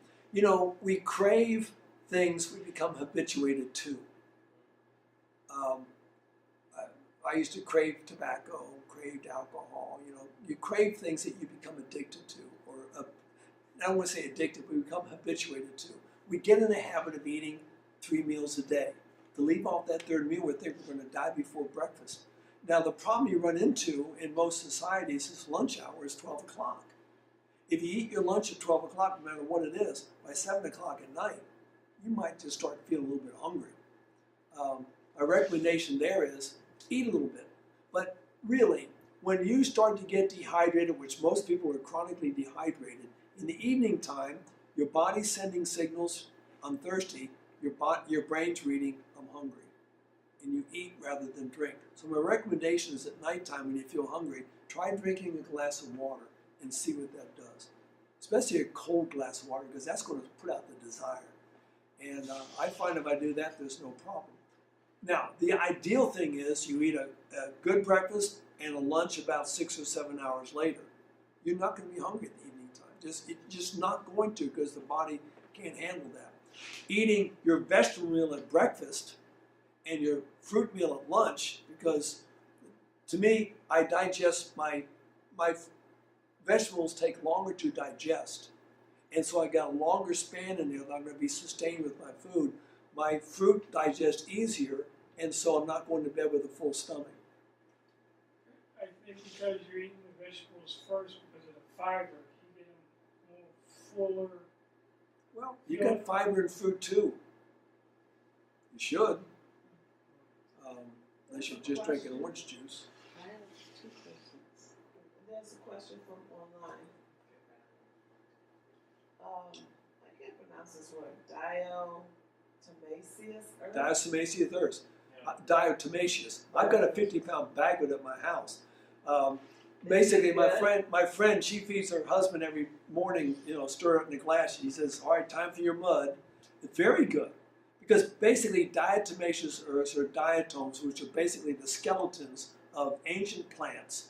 And when you take those into your body, it will cut to pieces any parasites in your body. That's the main thing I would take diatomaceous earth for, is parasites. Is that a common type herb? They mine it. And it's cheap as dirt. Matter of fact, I bought this 50-pound bag. It cost me far more to ship it to me than it was for the diatomaceous earth. I think the diatomaceous earth, 50 pounds, something like $32. About $50 to ship it to my house. And but that'll take me. Of course, I'm one of the kind of guys that buy this stuff, but I never take this stuff. So I got this 50-pound bag I've been dragging all over the place. I need to start taking it when I get home. But it's very good for parasites. And there's probably other good properties, but the main thing I would take it for, because probably almost everybody today has some parasites in their intestinal tract. You can take it, and if you have an anthill. You put it on the anthill. You put it anywhere insects are, because what happens is they get this, and it's fine as dust. It gets in between their little joints, and they move, and it just cuts them off. It'll cut that little thing to pieces. So you're taking it, and let's say you've got some roundworms or some pinworms or some flatworms in your intestinal tract. They're going to be cut up in little pieces, and you're going to be leaving them in the toilet. There's another question. It says he and his mother checked glucose using a glucose meter. Glucometer, right? And the results made my mother say that he had low blood sugar, but when they got to the hospital, his blood sugar was normal. The family's confused about that. Well, there's going to be a few things there. Maybe the glucometer that the person used wasn't working right. Maybe the reagents that they used it hadn't been properly calibrated. Maybe he was hypoglycemic for a while because he hadn't eaten for a while. There's many reasons why we get hypoglycemia. It's not something to be becoming alarmed about unless you're hypoglycemic all the time, and then you're tired all the time, no energy all the time. So, I mean, if you take a glucose reading and I don't know why I went to the hospital, but if it's just because the glucometer says he's hypoglycemic, it's certainly not a reason for a trip to the hospital unless they've got a really good glucometer and it's below 30. Then you got a problem. But if it's down in 60 range, well, eat some carbohydrate. Eat a piece of bread. Don't go out and eat a bunch of candy, but just get something to get some more glucose in your body. But how do you feel? Always listen to your body. Sometimes the machines that we have, even blood pressure cuffs, sometimes they need to be calibrated. Most people don't calibrate their blood pressure cuffs. So we take it every day. Oh, my blood pressure is normal, when it might even be high. Okay, that's it. There's a question from someone watching online. Mm-hmm. You have mentioned 1 tablespoon of papaya seeds last night. Right. Is it from the raw papaya fruit that we eat? What other papaya is there? You cook them? Well, probably she thought you can purchase the papaya seeds. Well, I've never seen them for sale. I mean, if you can find them for sale, I'm sure that would work. But in a place like this, you probably have pretty common to have papayas around. Yeah, it's difficult to find the fruit papaya. Like, it's not that common, but there's a lot of green papaya. Well, I thought it was a lot of yellow papayas here too. I mean, we go to San A, we do see papaya. right now, in the San A. Okay. all right, let's get back to the reason. I always go back to the first question. Why do we want to have the papaya seeds? Okay, I said that I take them when I'm in an area with malaria, because malaria is a parasite that can be killed by papaya seeds. If you don't have papaya seeds, you can take artemisia. Another word for artemisia is wormwood. There's many other parasitals out there that we can take, and we can't find the papaya seeds. But in most places I go, when you get a papaya, you cut it open, there's those black slimy seeds. Yeah. And so you just sit there and take a deep breath, and you put a spoonful in your mouth, and you chew those, and they're hot. You can They're swallow them peppery. whole. Huh? You can't just swallow them whole. Not Swallow unless them you without want chewing them. you'll be laying little black eggs in about 18 or 30 hours. So my recommendation is we chew those things up, we fracture them so we get the properties inside the seeds that will kill the parasites, and then we scoop them over and get a piece of delicious flesh. And to get that, it makes you forget the memory of how bad those seeds were. And the seeds aren't that bad. It's just that when you think about papaya and eat those seeds, you say, this doesn't even make sense here. Because they're peppery. They're hot. You just chew them up, swallow them, eat some papaya, everything's good to go. There's another question. Is there any type of sweetener that is healthy? For example, is palm sugar okay? it's sugar. Now, I don't know in what stage. I mean, let's just think about cane sugar since you got a lot of it around here. You go out to the cane field, you cut a piece of cane, you strip off the outside and start chewing on it. That's not going to hurt you. I forget how many feet of cane sugar it takes to make a spoonful of sugar. Well, you're not going to eat through that much stuff. You're just getting that sweet juice. It's no different than getting an ear of corn and eating a raw ear of corn. It's sweet. I like eating raw ears of corn. So basically, date sugar or any type of sugar, it depends on the refining process. How much has it been concentrated? We don't want the concentrated. When they make cane sugar, it starts with just, they run that cane through a mill and it smashes the juice out. Now I've taken a glass of that and drank it. It's delicious. It's sweet, but it's not like a glass full of sugar sweetened. It's just the way God made it. There's nothing wrong with that. But as they boil it down, and they process, and finally they got this crystalline sugar, which is worthless. So what date sugar is, what they've gone through, my thoughts are, you take the date and you chop it up fine, you mix it with your food, you got your sweetener. It works fine. For me anyway. I had a couple of statements, like about 4 years ago, I was supposed to get my knees replaced. Mm-hmm. You know, one, and yeah, both of them, I think. And so the church prayed for me, and I didn't have to go. I went back. I didn't have to do it. But that was what I want to say. Whenever I want to clean myself out, I use iodine salt, 2 teaspoons, and a quart of water from the store, and drink it, and it cleans you out. Is anything wrong with that? I don't see anything wrong with that. You could take Himalayan salt and mix it with water, and drink a pretty good. See, basically, there's certain salts like magnesium chloride. We call that Epsom salts. We give that to people if you're going to give them hydrotherapy treatment because they sweat a lot, they lose electrolytes. We give them some sugar, some of this magnesium chloride, but if you give them too much, it basically acts as a laxative. And basically, that's what cleans you out. There was a man who was in the Hawaiian Islands, and he would make this thing called tutupai. Tutupai was, I think you'd take a liter of ocean water, a liter of distilled water, and a liter of regular water or some other type of water, and mix them together. No, boiled water, distilled water, and the ocean water, and mix them together and had people drink a gallon of that every day. That cleaned them straight out. And basically, we need to detox our bodies periodically.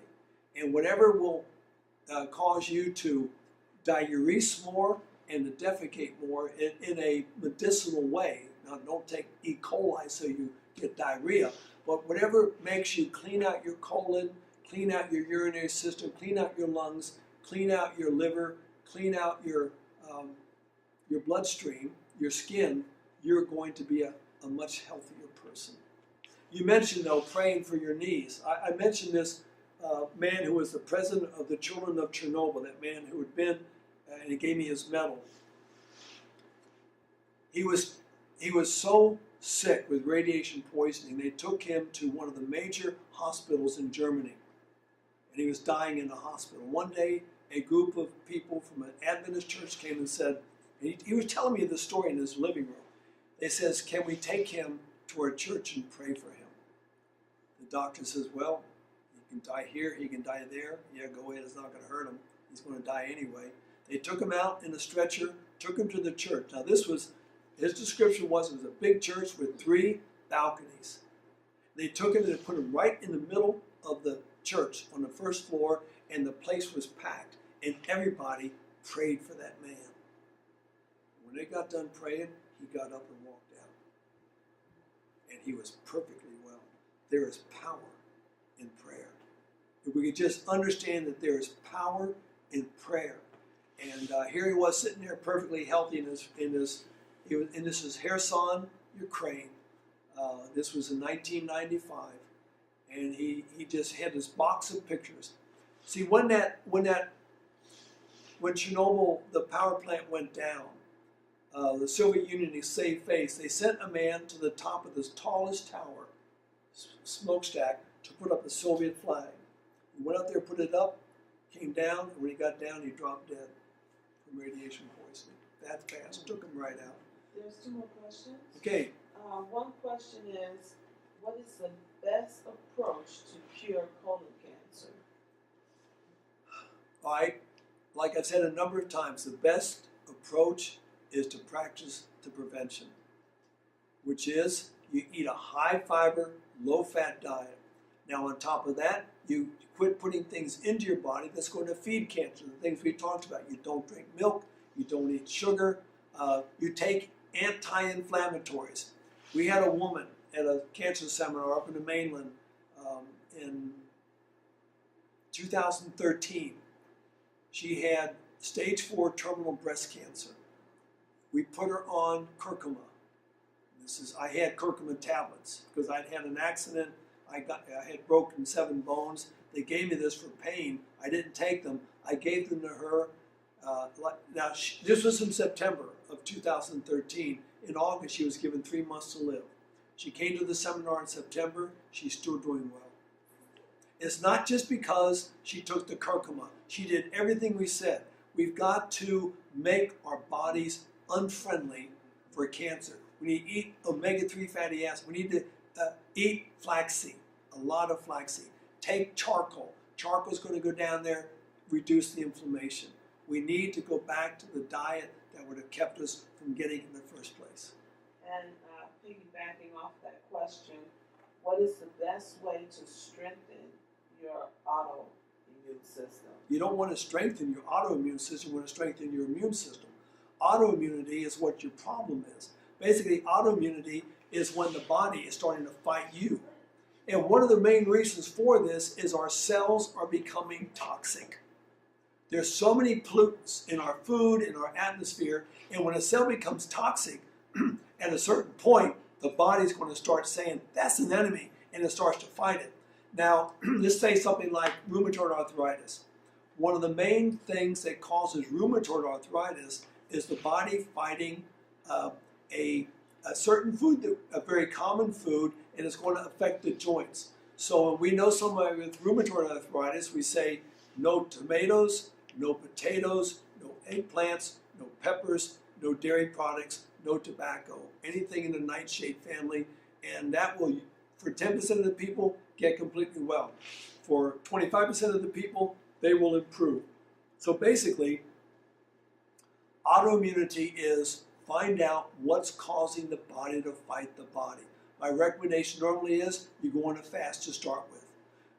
If you feel like you cannot exist without any food, I say go on a mono fast. I think one of the best mono fasts for autoimmunity, it would be a grape fast. You get grapes, but you make sure they're clean. I've been eating grapes, I put them in a bowl, fill it with water, I pour some vinegar, I switch them around, I'll eat and sit. Then I rinse all the vinegar off. That's going to cut almost everything that's bad off there. And you eat grapes, nothing but grapes, I'd say for 10 days. And you're going to detox your body. We need to detox our body. We detox our body, we go to the onset and we sweat. We detox our liver, no medications, take things that are bitter. The liver loves lemons. We drink lemon juice in the morning. We put hot fomentations over it. We take charcoal to take toxins out of our bodies. We drink lots of water to detox our kidneys. We sit up straight. We breathe fresh air to clean out our lungs. And basically, if we do these things, we detox, often the autoimmunity will no longer be there. It will not always happen that way. Two more questions. Yeah, we got all kinds of This answers. is from different people. Okay, go for it. So one question is, how can I control the desire to eat sugar? And the other one is, I had a friend that was vegetarian. He also exercised regular and ate raw foods, but yet he had a stroke. Yeah. He told me he should have stayed on his blood pressure medication. What are your thoughts? Okay, well, if he just stopped his blood pressure medications, when you still had high blood pressure without getting it under control, that can cause a rebound that causes the stroke.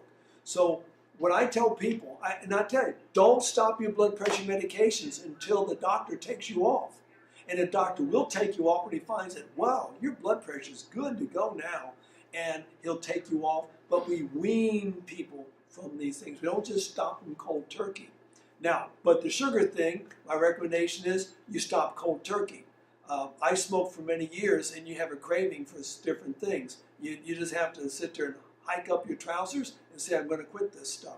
Or you can replace that sweetener with another sweetener like raisins or things that are healthy sweeteners. But just because it's a healthy sweetener doesn't mean you're going to eat it all day long like you were eating your candy or your sugar before. It's got to be at meal times. But my real recommendation is go to Philippians 4:13. I can do all things through Christ which strengthens me. That was my little girl's favorite promise and a favorite verse in her Bible. We have to ask God for the strength to do these things because inside of ourselves we have no strength. But we can do all things through Christ which strengthens us. Yes, sir. Question. I heard you mention about the pumpkin seeds, unprepared pumpkin seeds. I heard you mention the term raw eating. This person just also talked about raw. You can be a vegetarian and vegan, and your foods can be cooked or heated. What's your thoughts about cooking vegetarian and vegan food versus eating raw? The whole well, many people. It's a big. I won't denigrate it by calling it a fad, but many people are on a raw food diet, which is perfectly fine. But there's a little bit of a problem with that because certain nutrients are released with heat. Our problem is we release them with a blast furnace and destroy them. But if you want to get better anti-cancer activity from a cruciferous, let's say the broccoli, you steam it. Because steaming it, see the phytochemical in broccoli is called sulforaphane, sulfur. It breaks the sulfur bond, which makes it more capable of fighting the disease. And so we recommend people, here's what I recommend people do. Eat some steamed broccoli, eat some raw broccoli. Basically, it tastes like two different foods, but they got a different complement of nutrients in there. Same thing with carrots. You got your vitamin E, you got your beta carotene. So you've got some steamed carrots, and like I say, steamed, lightly steamed. When you lightly steam broccoli, it turns bright green. When it starts to lose the color, drink the water because all the nutrients went into water if they're still alive anyway. So we need to, I'm not against the all raw diet, but there's certain foods that you can't eat raw. You shouldn't eat a potato raw. You shouldn't eat beans raw. They are very bad. There's a chemical in those things that are going to cause. If I eat a bean that's not been cooked well enough, it tears my intestinal tract. So what I'm hearing is raw is not bad. You just got to know when raw is good and when it needs a little heat. They don't care about that. A person who's really into raw foods is going to be raw food. It's not when, where, what. They're going to be raw food. And now you can take a bean or a seed and sprout it. Mung bean sprouts. Sprouts are very healthy because, see, in the sprouting process, they've gone through the hydrolyzation process, and now they can be more easily digested. But I'm not ready for an all food diet. I'm just not. I like my certain foods too much. I like my pintos and rice. I'm going to have them. So that's just where I'm at. Yes. I have a question. This person is asking that she heard you mention about you can put something in your mouth and you can sleep. Charcoal. Oh, okay. Yeah, Yeah, you put it between the name. You So put it's the charcoal. between the cheeks and the gums. Okay. It sticks there, and it's not you're not gonna choke to death on it. You put it way back there, it sticks because it takes up moisture and just sticks. But it's going to slowly dissolve. In the morning, it'll still be there. It's sort of mushy. You bring it out, smash it up, brush your teeth with it, it whitens your teeth. Swallow it. It's going to clean your intestinal tract. It's good That's stuff. a charcoal tablet. Charcoal tablets. Yeah. Two questions over Thank here. The first one is, what is the problem with the use of Lipitor's HCTZ melanoformin medications, and is fresh caught fish as bad for you as red meat or chicken? Okay, well, the first one, medication, Lipitor, it's a, as I recall, this is a statin drug, I believe, a cholesterol-lowering drug. But whatever it is, my recommendation is, whatever the drug is, have the person go to the box, look at the side effects and the warnings, and ask, are these things worth taking the medication for what it's for? My recommendation is, what are you taking it for? What can we do with our lifestyle to take care of the problem rather than treating the symptom? Because basically the medications are almost always symptom-based. We've got a symptom, we take a medication with its own side effects. I had a woman taking 34 medications a day. I went back and I took a PDR, physician's desk reference. I took a list of her admitting problems, and I looked down the list of her medications and the side effects, and it turned out she was taking almost every medication for side effects of medications. Wow. In one day, she was down to 4 medications. In 3 weeks, she was off of all medications, and all of her problems were gone because we changed her lifestyle. As far as the, what was the second part of that question? It's fresh caught fish.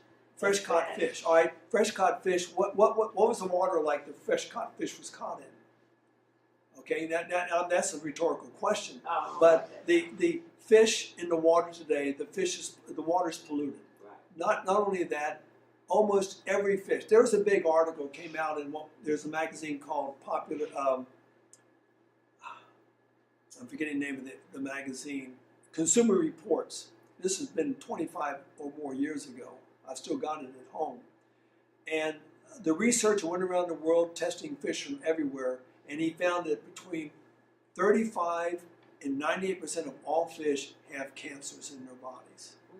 And most of your fish in your tropical waters are going to be full of parasites. And parasites is bad. I used to stand at the sushi bar until all the sushi was gone. But I wouldn't even touch sushi today because of the fact of the parasites in there. A big article came out in the newspaper years ago here in Tokyo, up in Tokyo, that said women who were lactating, nursing, and young children should not take fish because of the high mercury content. This guy says, I guess it's fresh caught fish in the ocean. Well, the ocean's what's polluted. Just ask Fukushima Daiichi about that. All the water that they're cooling the reactor with is going back out into the ocean, and it's showing up all over the place. But just because it's not going to be there, we've got effluvia from factories, from homes, from whatever, going into our water. So whatever the fish lives in, he's going to be taking it into his fat. And when we eat the fish with the fat, we're going to start getting the concentrated toxins. It's called biomagnification. I love fish, but I really feel like in the day in which we live, as much as I like it, it's not safe for me anymore. This person said, wow. Wow. Yeah, I say wow, too. I mean, I'm not telling people don't eat it. If your choice is fish or a dead cow, I'd take the dead fish. But my recommendation is we try to move towards a more plant-based whole food diet. Because fish is going to have long-chain omega-3 fatty acids, if it has omega-3 fatty acids, and long-chain fatty acids, omega-3s, will promote diabetes, will promote overweight, will promote slow clotting of the blood. So it has its own complements of problems besides the cancer and the parasites that are going to be in there. Another question, are there certain foods or fruits that is good to fight depression? Recently I heard eating something yellow and orange, pineapple, and oranges for 3 days helped your moods. They're good, but basically you need to get things that are high in tryptophan, that's going to promote serotonin. You need to get things that are high in omega-3s. Now, people in America want to get the fish for the omega-3s. You get your flaxseed, you get your nori, you get your tofu, you get your egama, you get your chia seeds. There's plenty of good sources of omega-3 fatty acids. Walnuts.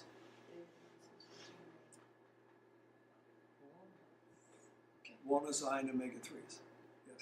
Okay, another question. My grandmother has diabetes, and she had this plant in her backyard, and every time she had a doctor's appointment, she would take the tea from that plant. And it's not only that plant. I hear many people, they say like, oh yeah, I am taking this plant because it's good for diabetes, you know, and there are also other plants that are good for high blood pressure.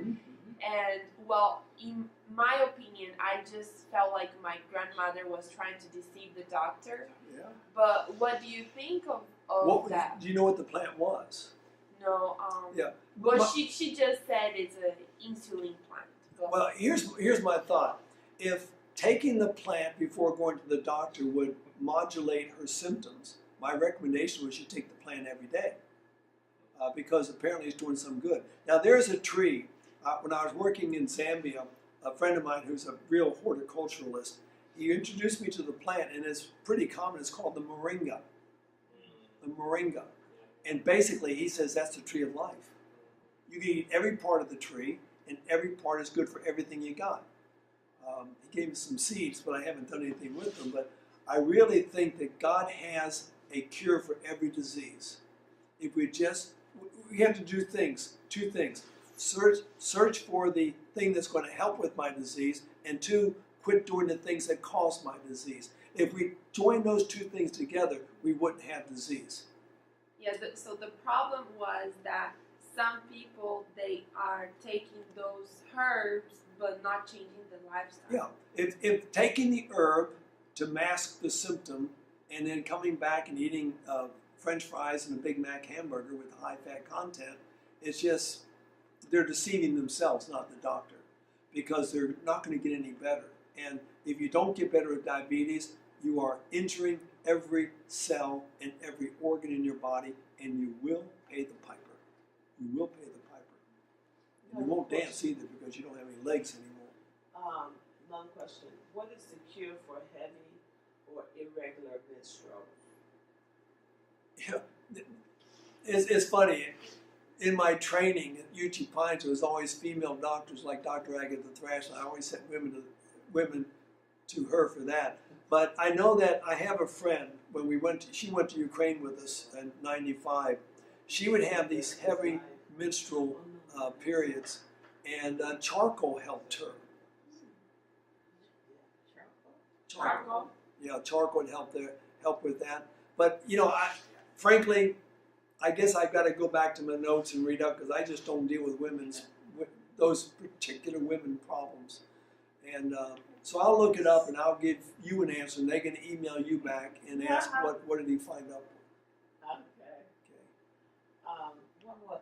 Can I get it before you? What about this olive oil? Good, you know, if you take like a tablespoon day and night. I mean, bedtime when you get up. It's good for the joints. Refined. Is it refined? What is that? Cold press extra virgin is probably what I think about. You know, I think that, you know, I don't really think that oil goes to your joint. You're not like a machine that you like the Tin Man in the Wizard of Oz. Now, I don't think taking a teaspoon of olive oil in the morning is going to go to all your joints and make them feel better. What you need, a tablespoon, okay. That's not going to make your pancreas very happy, your duodenum, and anything else. Basically, if we have joint problems, it's usually caused by more dehydration, and it's caused by not enough fat in the diet because our joints have synovial fluid, and if you're dehydrated, the body's going to take water from those places that are least vital for your life, which is going to be your synovial fluid. So pretty soon, we got the squeaky joints, creaky, whatever they are. If you have creaky joints, they start to hurt. Wrap them with cabbage leaves or something. Cabbage leaves are very healthy for your joints. Drink more water, and And if a person's overweight, it's going to be harder on their joints. They can drink oil all day, and it's not going to go in there and make them feel any better. And many people get pain in the joint because they start to accumulate uric acid crystals. They just got to get off the animal products, because that's where your uric acid is going to come from. Matter of fact, gout begins in the big toe because that's the furthest place away. They used to call gout the disease of kings, or the kings of royalty, the disease of royalty, and the treatment was they'd send them out to work with the peasants, working out in the fields, eating a simple food, got rid of the gout. So maybe that's the. So we're going to hire you out to this rice, to the cane field when it's ready to harvest. We'll send you down there with your bowler. You start cutting that stuff down, and you'll be fine in a few days. If I survive. What are your thoughts on spirulina, Epsom salt? Is that two things or one thing? It's two. It's like spirulina. Oh, spirulina. I'm sorry. Yeah. Well, that's fine. Epsom It's a good nutrient. Spirulina is a good nutrient. That's fine. I'm not going to buy it. It's too expensive for me. But if someone's taking it, I have no problem with that. As far as the Epsom salts, it's an electrolyte. If you're sweating a lot, you need to make sure you replace your electrolytes. But it can also cause diarrhea. So frankly, I've never given anyone an electrolyte when I've given a treatment. I've had one person in Japan, a student, who went into a carpal tunnel spasm in a treatment. That guy he was freaking out. But that was just, it's not a major problem. It's sort of fun to watch, quite frankly. Cool him off, he was just fine. But here's a better idea. Basically, Epsom salts is magnesium chloride. That's 2 minerals. There are 84 essential minerals. Here's what I recommend you do. I got this from a chemist in South Africa, in Yusuf Fontaine. He says, get some water. Doesn't matter how much. All right, let's make it easy. A liter of water. Half a liter, that's better. Warm water. Add some Himalayan salt. Stir it up until it dissolves. Okay? Add some more. Stir it up until it dissolves. It's going to reach a point of saturation. It no longer dissolves. At that point, you take a teaspoon of that water and you put it in a liter of drinking water and you drink that water. That has see, minerals are micronutrients. You just need a little bit. You're going to get a good complement of all the nutrients in that little bit of water in your drinking water. You drink that a couple times a day. And you'll have, so magnesium chloride, that's a big amount.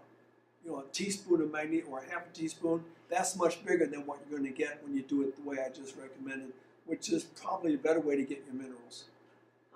Is there anyone who shouldn't be vegan?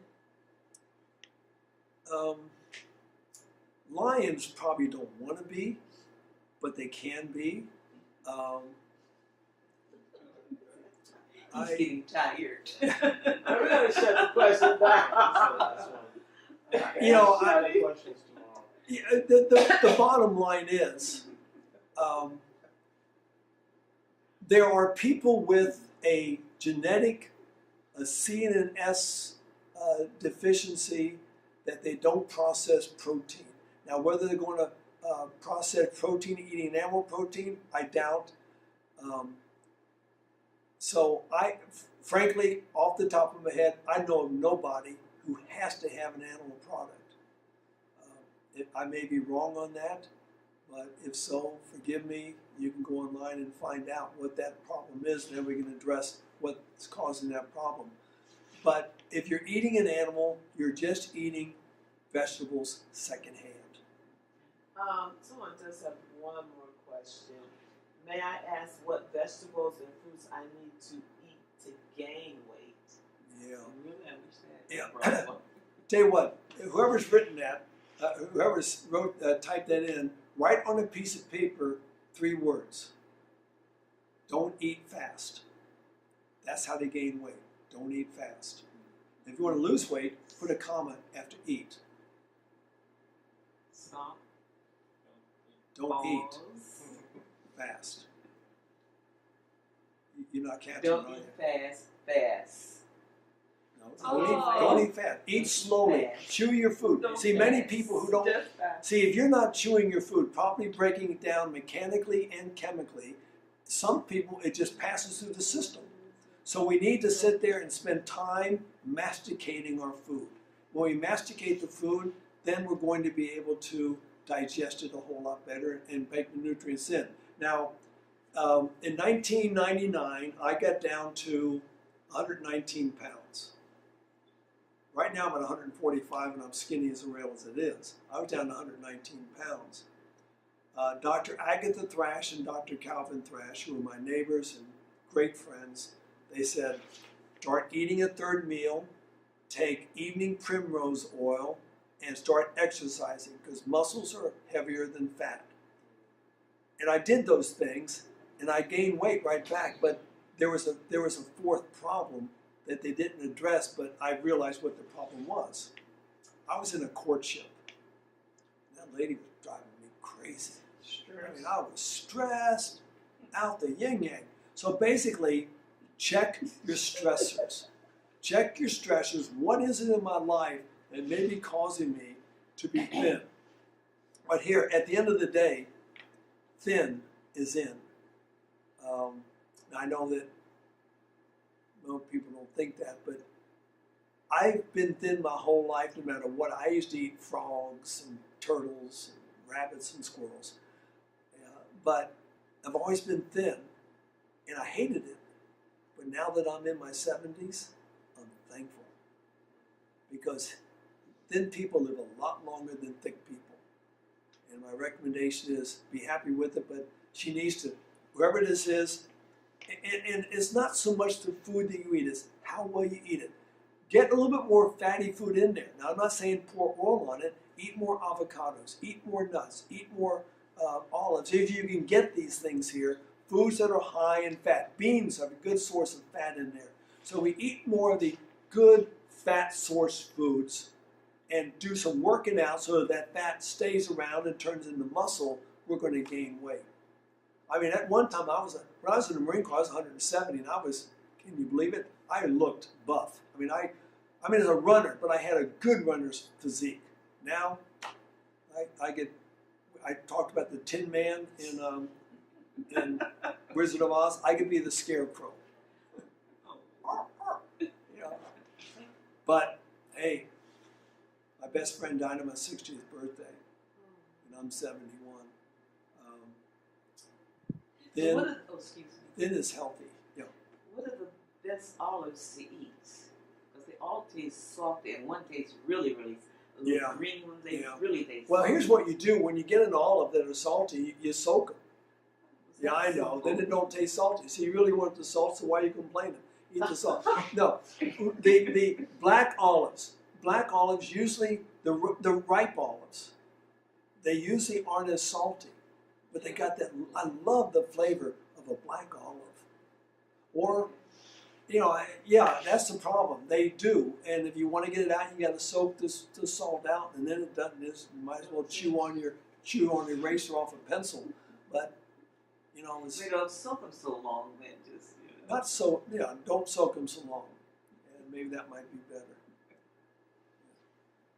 Okay, I think we should call it a night. It is 9:26, and some of us just need to sleep. Yeah, you especially. I don't know how you do it. We'll see you at noon tomorrow. Probably. So if all those people are watching this thing? A lot of them, yeah. I think some of them have checked more out, people but- than are at the church. That's where you should start. We should have done this every That's day. what I'm talking about. You should do that, and then you'll get more people. I'm much You more won't free know when I'm who, sitting but, here talking to them. I don't have to look at people sleeping. I just look at that one-eyed monster. Actually, tonight was your second highest rating since last night of attendees. Well, it's good. And will that stay online? Yeah, well, that's good. So it's going to... So I can take notes. Yeah. Oh, I didn't have to be writing notes, huh? I can get it online. It's good to have the notes. Yeah, we need to close the prayer. Yeah. Please, okay. Are you ready? I'm ready. You're praying, you don't want to... Are they still there? Yeah, we Okay. still got some on. Let's have a word of prayer. It's a great, and this is the Sabbath. I love the Sabbath. I need to open the window and hear the wind. I love to hear the wind blow. But, See it. Christ is above the storm. Amen. And He can be in us too at the same time. We need to ask him to be in us for this Sabbath day. Let's pray. Father in heaven, we are so thankful for the gift of your Son. We know that he gave up many things, one of which is omnipresence. But he sent the Holy Spirit to be with us. But he also sends his love. And I just pray, Father, that you would help us to reflect his love and your love for us. Your word says you've loved us with an everlasting love. And I thank you for that love, Father. And I pray that anything that was said tonight that was wrong, that was too fast, that stumbling over my words, that you would help people understand what's best for them, realizing that they are their own doctors, that they can take care of themselves, that they can seek you for advice because you're still the great physician. Bless us now. May we have a blessing on the Sabbath day. Protect us, Father, and all the people around us from this typhoon that's going to be hurling itself over the island, perhaps in the next few hours. Protect us. It may be the one person out there will meet their eternity tonight. They'll close their probation. I pray, Father, that we have not been slack in our duties about telling people about Christ. Help us to be your healing hands in this hurting world, we pray in Christ's name. Amen. Amen. Yeah, the compliment. This was an excellent session. I'm looking forward to this session tomorrow. Thank you, OIC, for bringing Doc to the island. Marco is my hero. Yes, he's my hero too. I'm like, what about his wife?